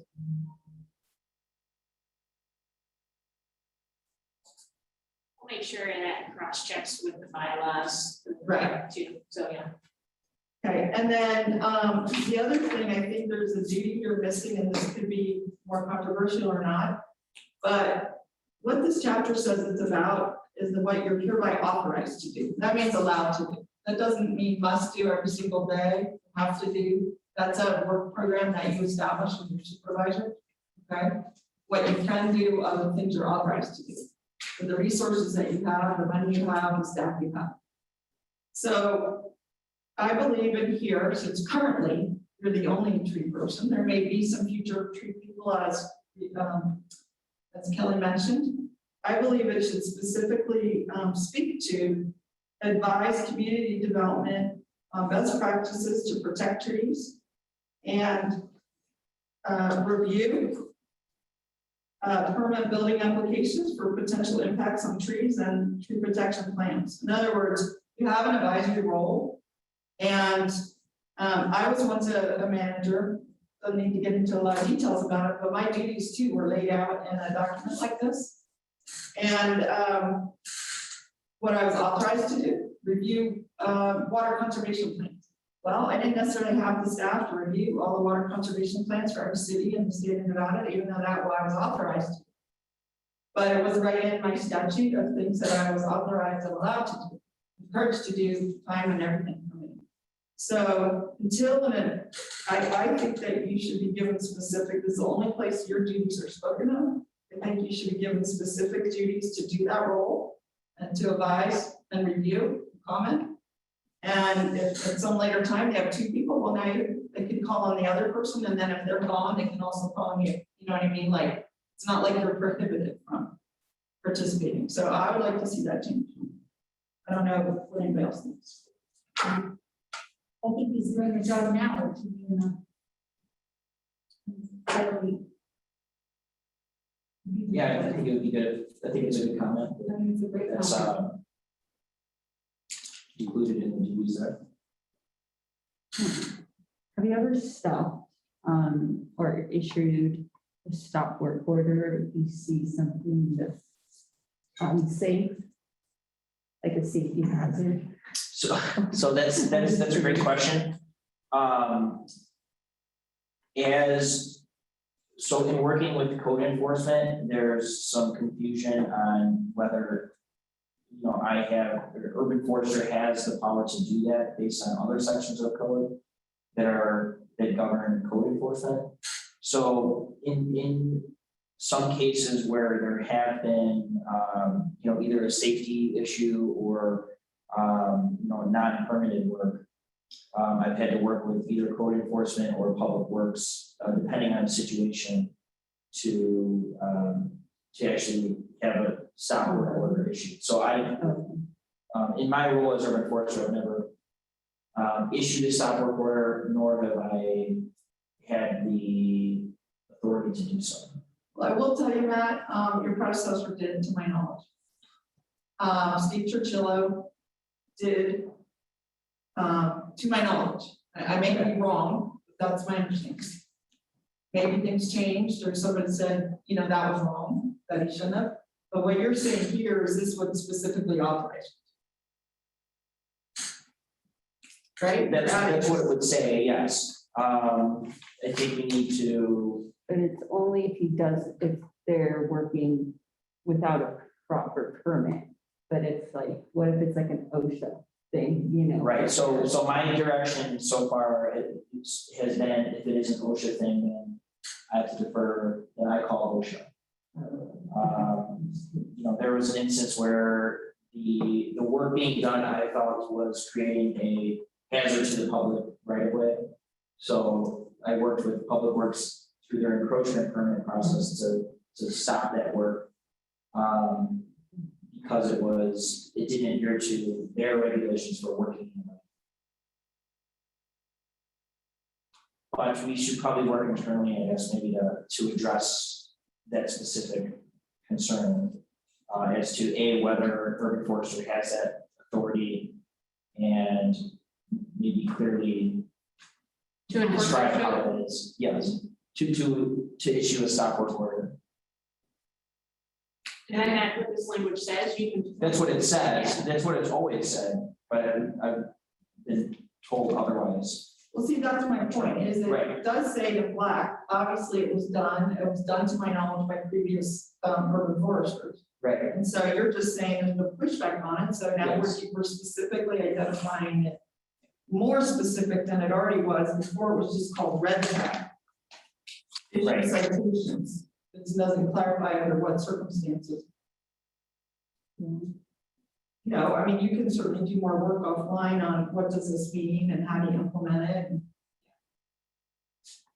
But I think it's good to put it in there. In other words, this is one of the great things Kelly is taking the words that are already here and providing a broader framework for specificity. You're definitely trying to do that in several places. You see a lot of changed language trying to get at that.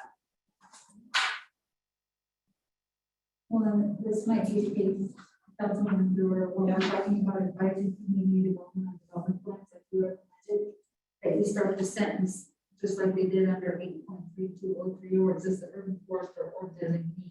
Right, So, right, exactly. yeah.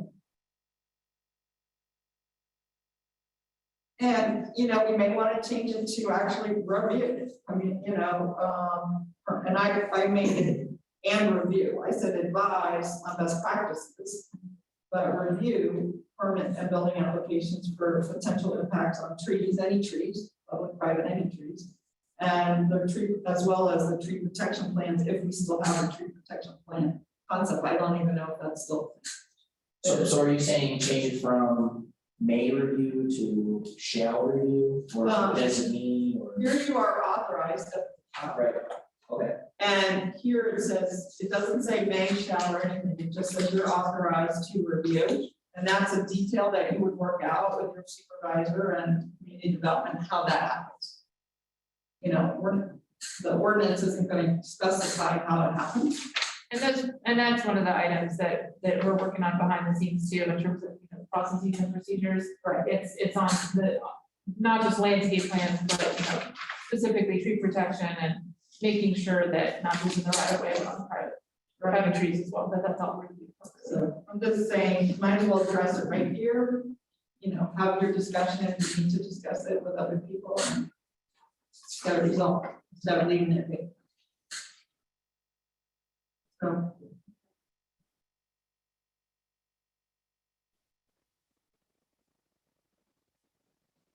Shall I move on? Okay. Or other comments? in this section? Any other comments from anyone before we move on to control and supervision in public places?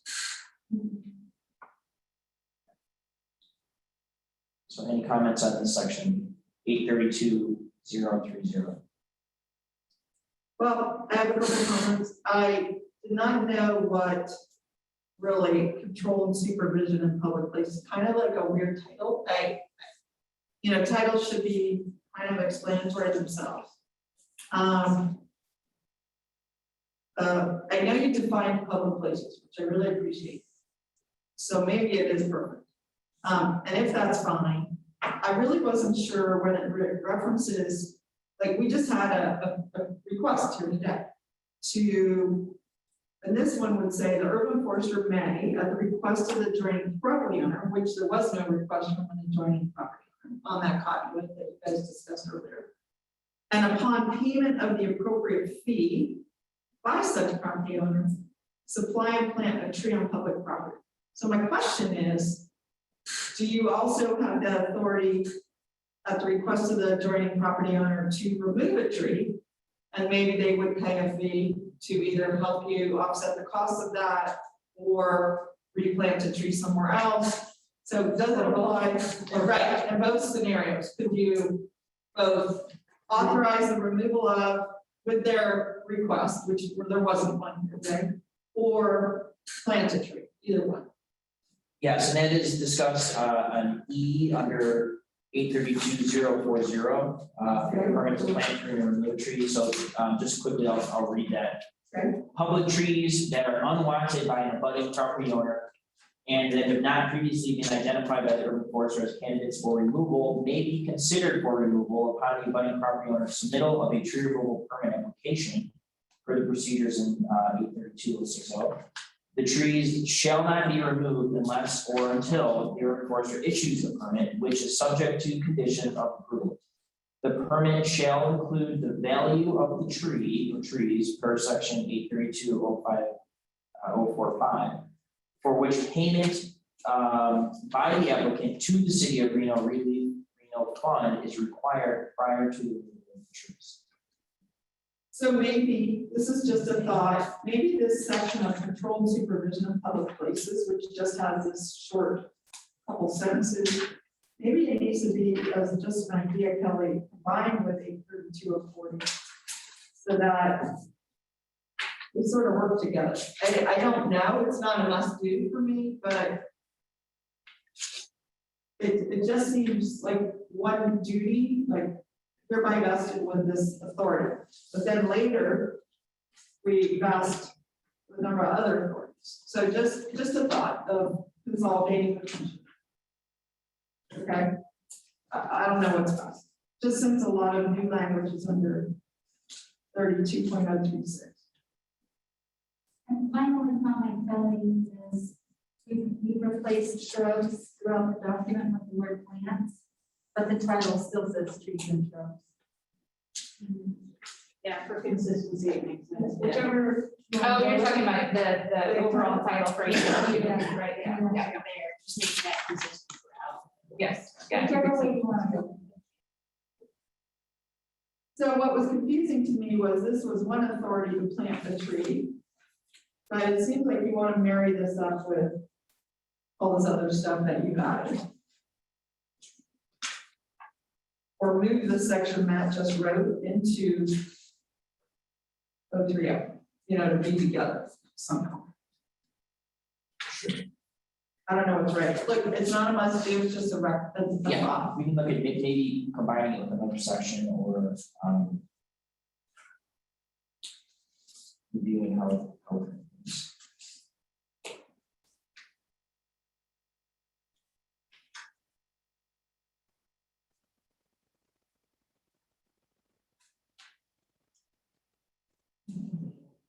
What's that? I think they go together. It's kind of a weird time. Yeah. Maybe with a different title, but it doesn't go together. They feel like they go together, and most of it's new. Right. Find some way to glue them up. Like, Yeah, no, the last sentence, I think, is the piece that should potentially move out of there. right, or what is really the meaning of this? It's like the urban forester may institute procedures for setting out on-call establishment, care or maintenance of trees and plants.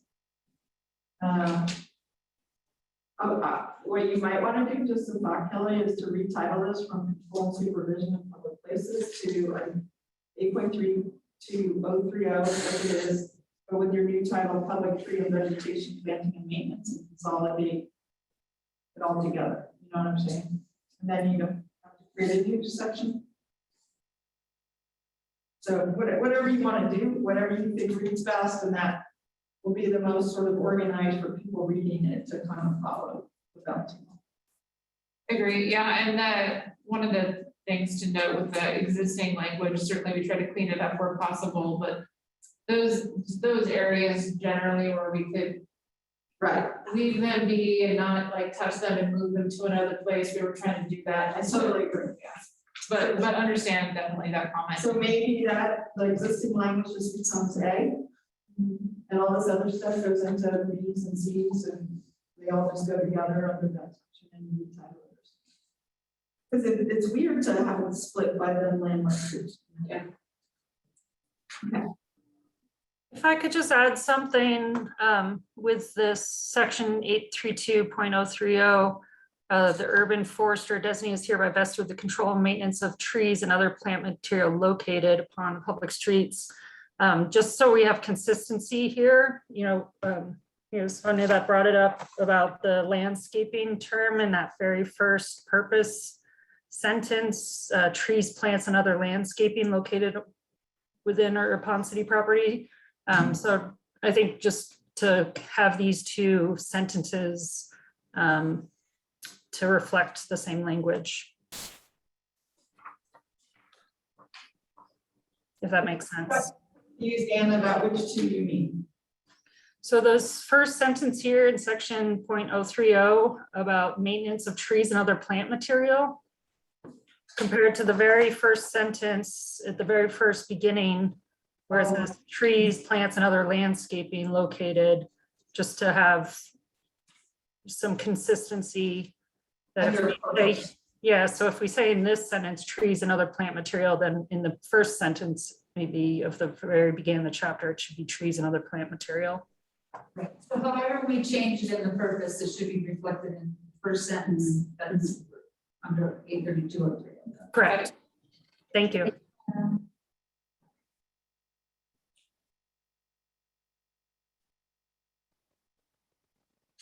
Okay, we move on to designation of landmark trees. Yep.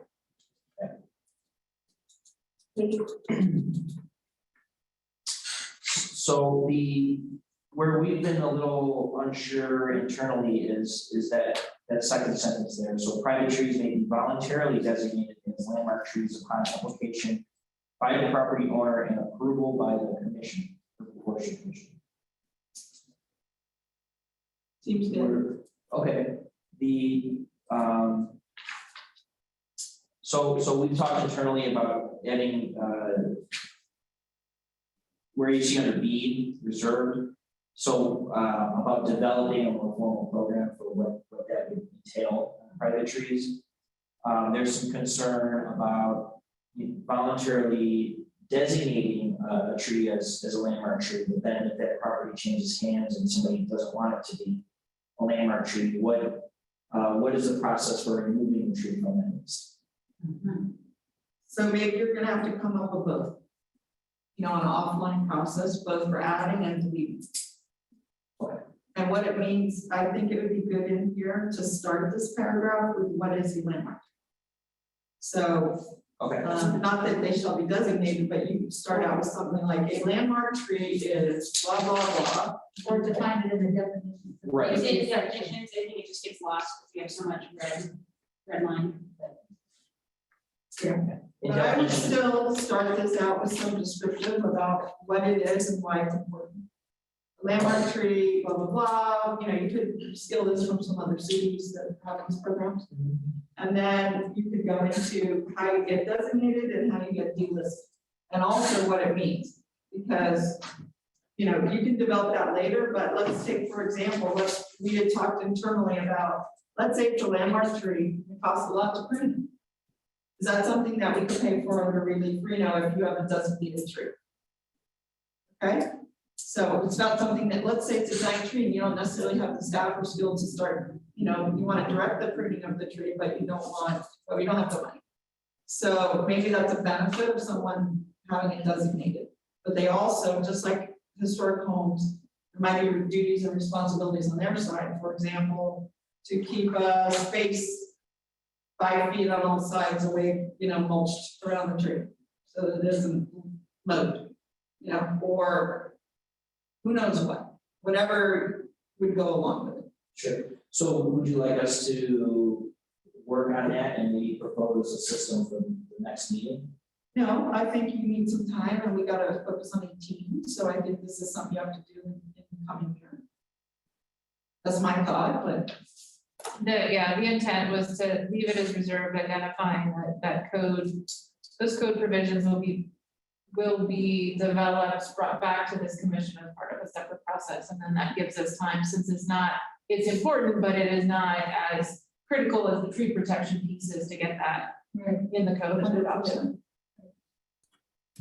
And then I just wanted to bring up something with so basically right now it's stating that the commission can designate landmark trees, or private property owners can ask for the designation, but what about private, just private citizens, just people that want to designate something on public property?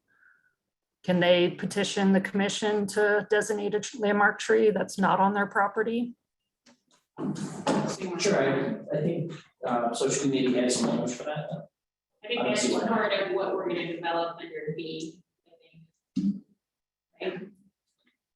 If that could be part of the process, sure, it'd be easy enough to Yeah, but I'm also talking about public trees as well, though. Like, can a private, It's private. a citizen of Reno doesn't try to designate a tree on public property that the commission hasn't designated already? In other words, nominate. Yes. Correct. So I think it would be helpful to have, some words in there. Just to let people know what we're gonna be talking about later. But I think they do have it covered, Anna, when they put landmark trees shall be designated by the commission, whether it's nominated by a private individual, nominated by the urban forester, nominated by the commission, a commission member. I think they're saying nominations could come from any direction. Yeah, and that's why I was thinking, with that addition of the second sentence, it kind of limits it down, whereas the very first original sentence is pretty broad. So that's why I just wanted to add that nominations can come from people besides a property owner. I don't think it would hurt to add that right in here. Tree nominations may be made by any individual. Perhaps. And we're talking about nominations over public trees. Yeah. Yes. Okay. Yeah, I mean, the way, because we've had this discussion before about what are landmark trees, because, Nevada Division of Forestry has our big tree program, which all states have, and that's where private citizens can nominate the largest tree of a species in the state. And that doesn't have to be on their property. It can be on someone else's property. And it's it's up to the state to, get permission from the private property owner to measure that tree. And so at that point, the property owner can deny permission, so that tree can't be nominated. But it's allowable to anyone to make these nominations, so. And you're saying even on private property, or a third party could nominate a tree on somebody else's property. Yeah, and I don't know if we want to go that route, but I'm saying that's how the state of Nevada, our program works, that anyone can nominate a tree anywhere. But that doesn't give the tree any legal protections. It's Nope. just, it's Right. just recognizing that it's the biggest. Correct. And most property owners are happy. They really, they like love getting that certificate, and they talk about it all the time to whoever can, so. So this is why I'm suggesting at the front end of this section that we say what these are and what the purpose of this program is. So that people know what this program is, and now even more so in that it's a little different from what the state program is, which is about big trees. These would be landmark trees, and there might be other criteria besides size, maybe age. Well, I think because you do define it in section 3832, maybe just say landmark trees is defined in section 832, blah, blah, blah, blah. Yeah.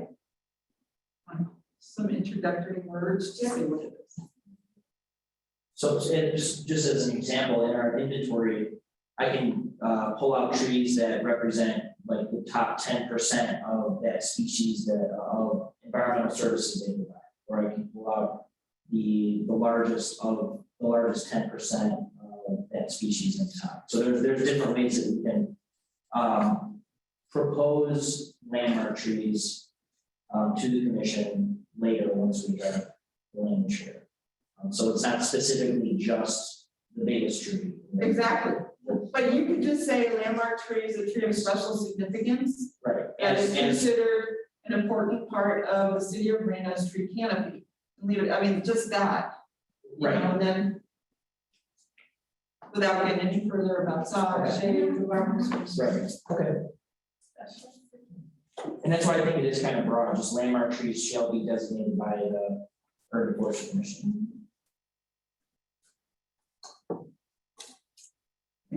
Any other comments on landmark trees? I was going to say that on C, it might also, you might also want to consider adding the word species in there, not just a list of their location, but maybe species as well. The species of the tree. Okay. And you probably already do. But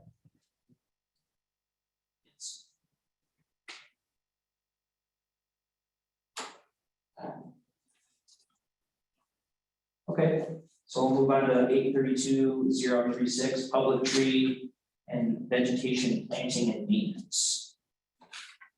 So this, you can see it's all red, so we added, this is all additional stuff. We internally spent quite a bit of time going over how this would be worded and what would be included. So this to me is an important section for us to look at. I want to thank you for these two. I think that's all good, but I just think it's really helpful that homeowners associations know, or bring on to know. So the only question I have here, and that I would like you to not answer today, but think about for next time, is these words approved tree list. Okay? So my concern is the use of that word approved tree list implies that there's a disapproved tree list, or a prohibited tree list, or a discouraged tree list. And so I'd like you to spend some time between now and next time thinking about that.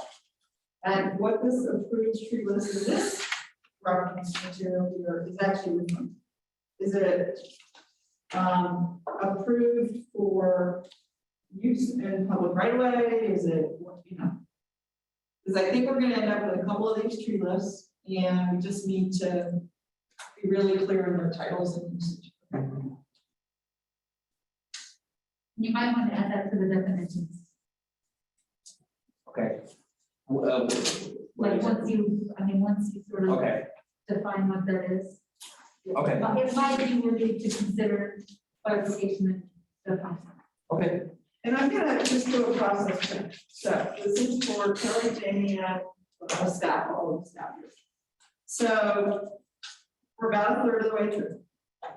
It's really important stuff.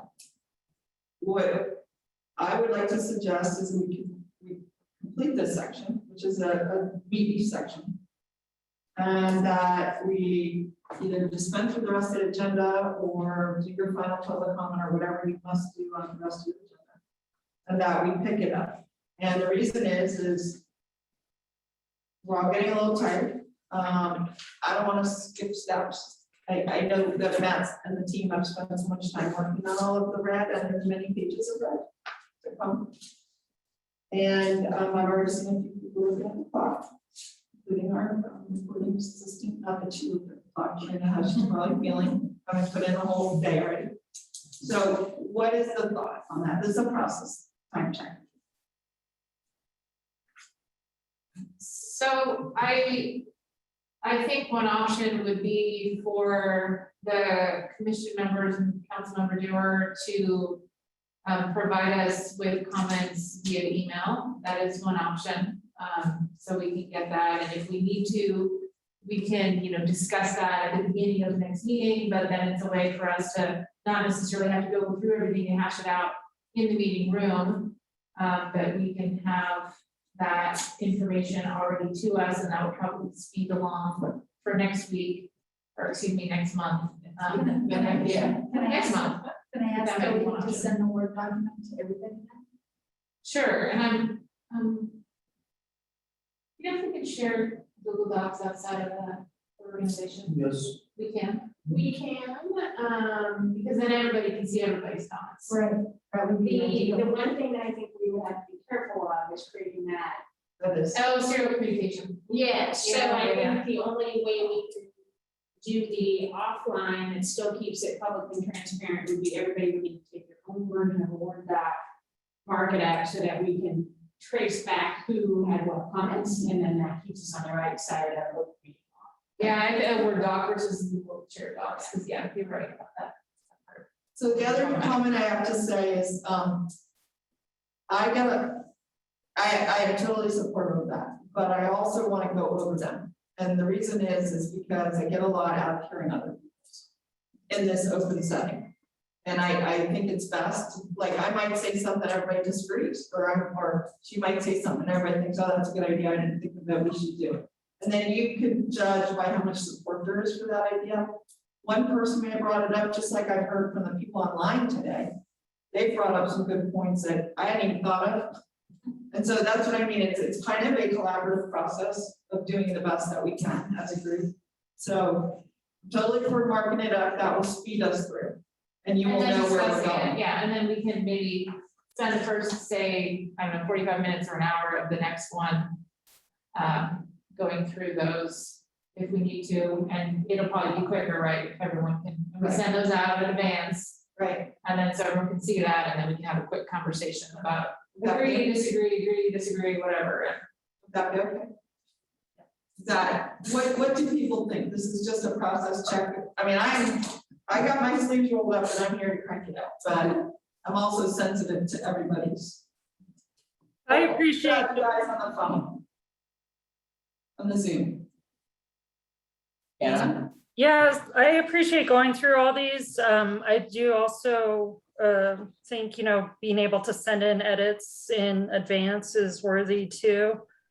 But yeah, I think we just need more time, and it's unfortunately we missed the last couple meetings, or I'd suggest having another special meeting just to work through this. I think it is worthy of the time. And I also think it's really worthy to hear everybody's comments, just because we all have to make a motion to approve or deny to recommend to go forward. So we should understand and at least hear and appreciate everybody's comments collectively. So let me ask, how do you feel, because we're also gonna tackle 18, and that's way tier. Okay, it's more challenging than this. It's, this is 10 pages, that's 29. It's 29 because there's a lot of existing language that new ideas have to get folded into. It's not that there's 29 pages of new information. So do you want to have a special meeting? Do you want to just say we set aside 3 meetings and we're going to get it done in those 3 meetings? I mean, what's the temperature? Stick with our 3 meeting schedule. I think I second Anna's comments, and I think now that we have a schedule and we have the materials, things will go quicker and be more efficient, especially if we get comments in earlier. I think sticking to the schedule that we agreed upon tonight and working through these things efficiently is what will help us out. But the next scheduled meeting is to work on 18. So, Well, I think we're going to continue this recording. I mean, we've got a roll going. right, so, but would you want to have, do you think it warrants having a special meeting before the next October meeting? Oh, to finish To it finish just this? up to the group. So that's 3 weeks from tonight. The October meeting? Yes. And so, and just in terms of, I'm gonna be out of town for the middle week of October, potentially next week. If there was an opening, I would be able to make that. Alternatively, maybe we could schedule a follow-up meeting the week after the October 20th meeting. So that would give more time as well. I don't know if that might be a possibility, but that week of October 25th, I know there's a council meeting that week, so Wednesday wouldn't fly. So what about this? What if we just pick it up at the next meeting? We've got a roll. I think we've got a pace going. And we're making good progress, which is why I suggested diving into the work. If the people do send their stuff, even if it's 3 or if it's 5 or if it's everyone, we could crank through it. I think you're right. It's going to take like another 45 minutes to an hour to finish it off. I do. And then we maybe need to plan that we're going to be here to 8 on that October 20th. And we need to start in on the Title 18 and understand it's going to take some time. We might have to have a special meeting or we might pick it up in November. I mean, what about that? Just, could we potentially poll members for, maybe not tonight, but poll members for quorum for that following too? If we can, if there's any way of us being able to get through in October, that'll certainly help us to keep on schedule. I agree. So your preference would be, if we don't finish it all on October 20, have another meeting, let's say in October to finish. That following week, The following Wednesday. or not that Wednesday, no, because of council, So but maybe another day that week, that's at all possible. So just a question, how do you guys want to do this meeting? Same time like this or over? I think same set of business. So you guys like the hybrid? Fine with me, I like people.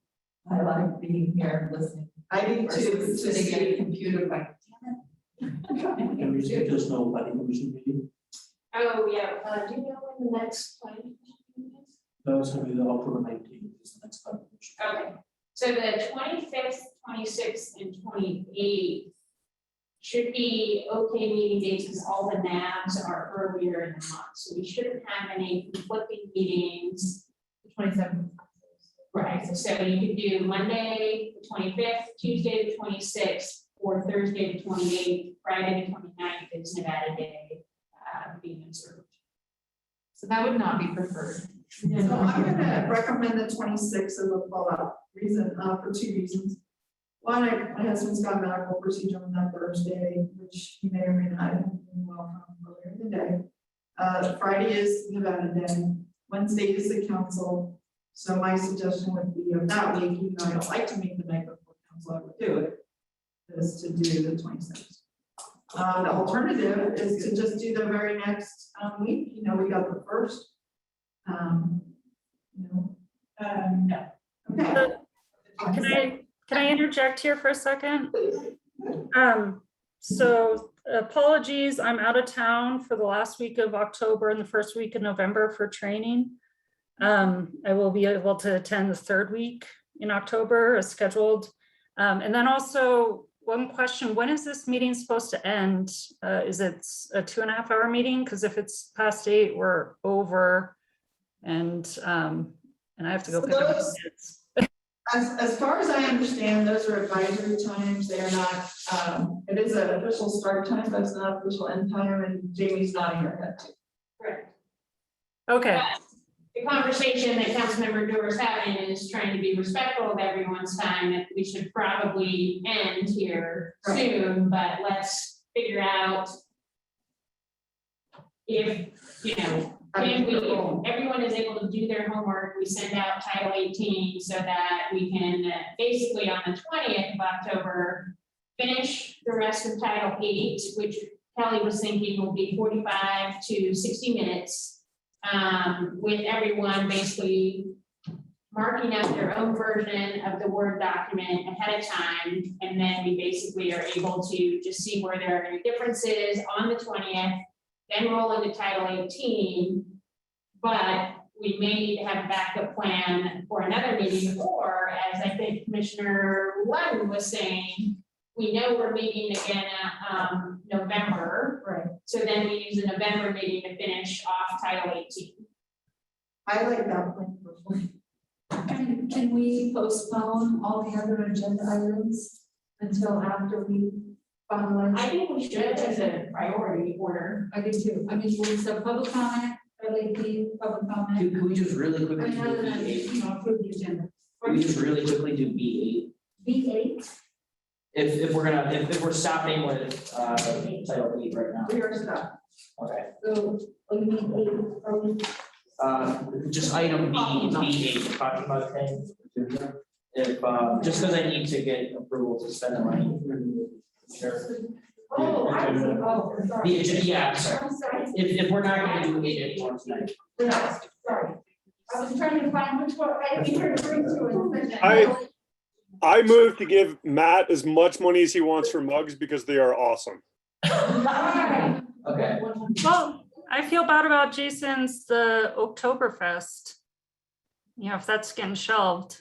Well, I think that's going to be a discussion that because of the absence of meetings and scheduling, like there's no way to make that happen, and the pandemic this year. So I think this is something that if we have more regularly scheduled meetings, Matt and I can get going on, mostly me earlier, and make that happen next year when hopefully the pandemic is gone.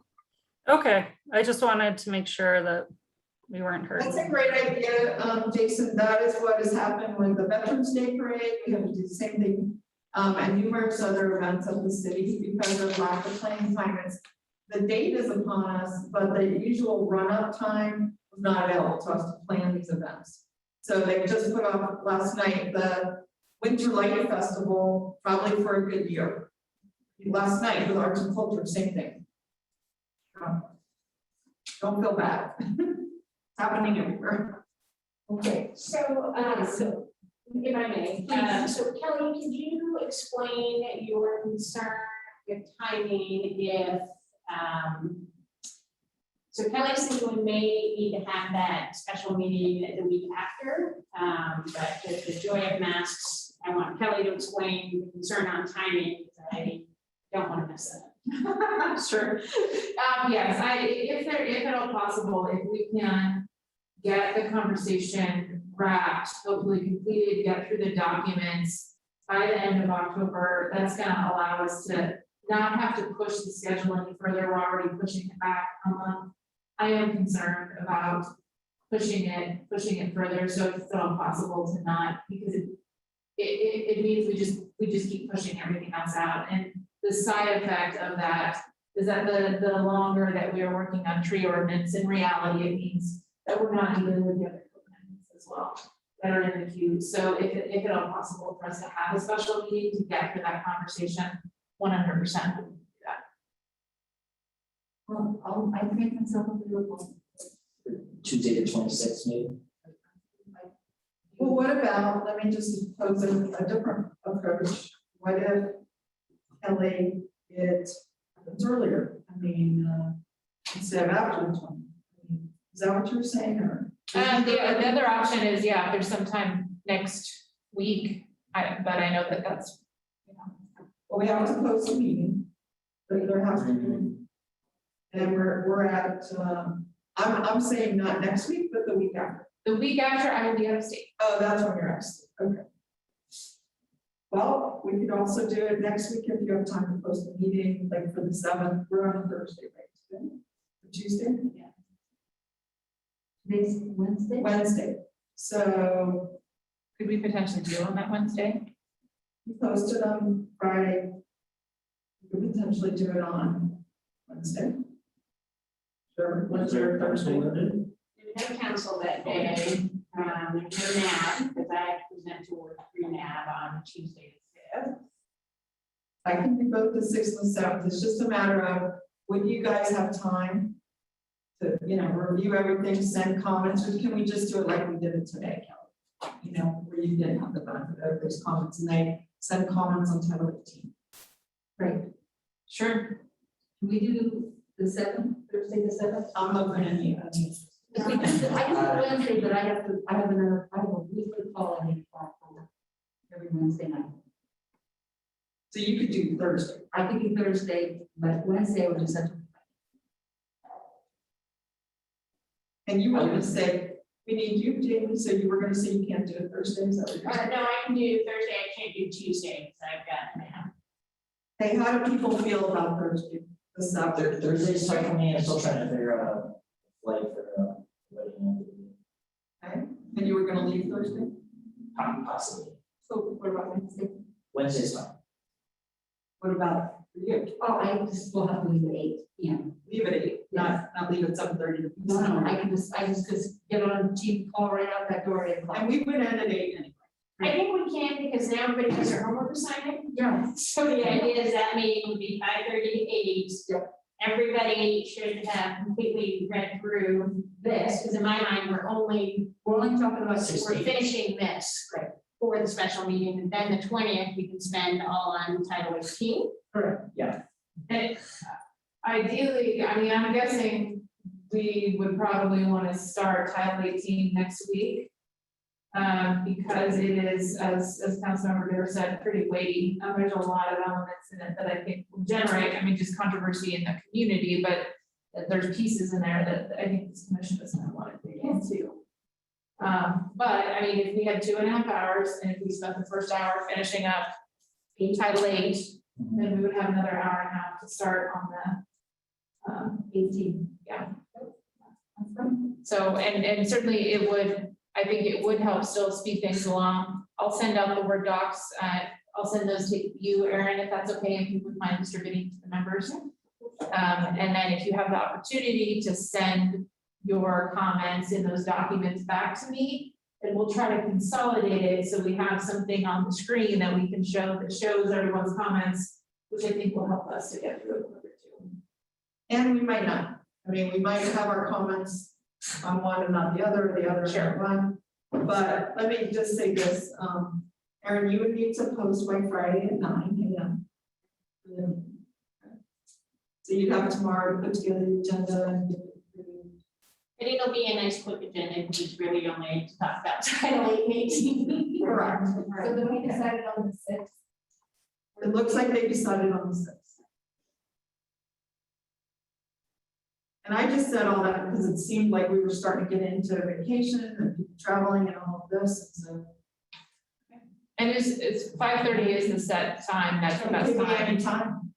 October 6th. It could be any time, Kelly. If you guys want to start at 4, so we don't go so late. If you want to start at 4:30, 5, whatever people think is best. It's hard for me to do it any earlier than 5. I have everything set afterwards. Okay. So 5:30 is that? So sorry. I'm going home next. Okay. Is there a quorum for sure? Because I'm gone starting tomorrow first. And then I'm not here all next week. So I just want to confirm. So. Trish, you can be here. I can be here. I can be here. Wednesday, October 6th. Yes. And you're here. You're just gonna, okay, do we have, are you guys on the call? Can you let us know if you can be here on the call or in person next week? Yes, I can be here. Bruce, Jason, no, I I would. cannot. Anna, Next week I can.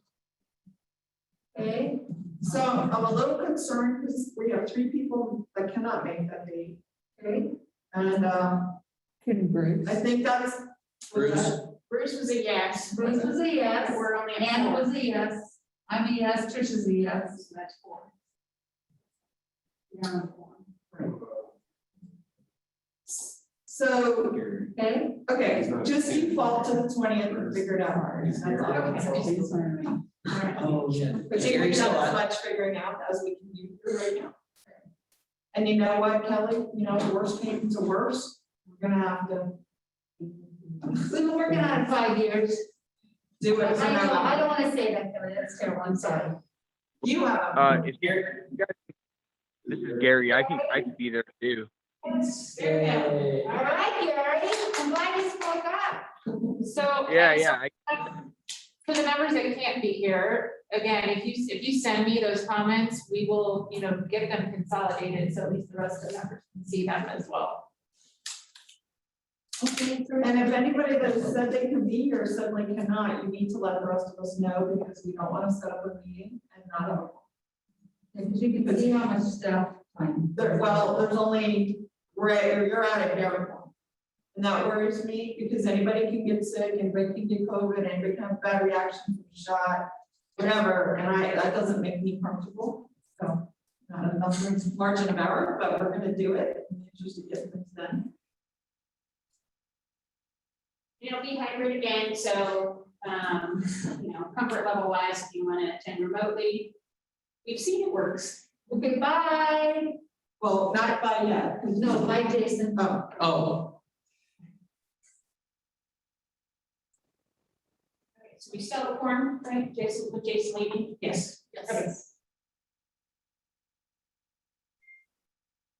Conveniently, the board room is available, for next week's work. oh, really? Okay, yeah, just reserved it, there'll be some other meetings in the auditorium, so it'll be busy night. All right, so with that, shall we move to the next agenda item before we take our last public comment? It was 98, I know. Discussion and possible approval, fees for being green offensive for stopping months for the green stopping month program. Take it away, Matt. Is the PowerPoint still up there? Of course. Great.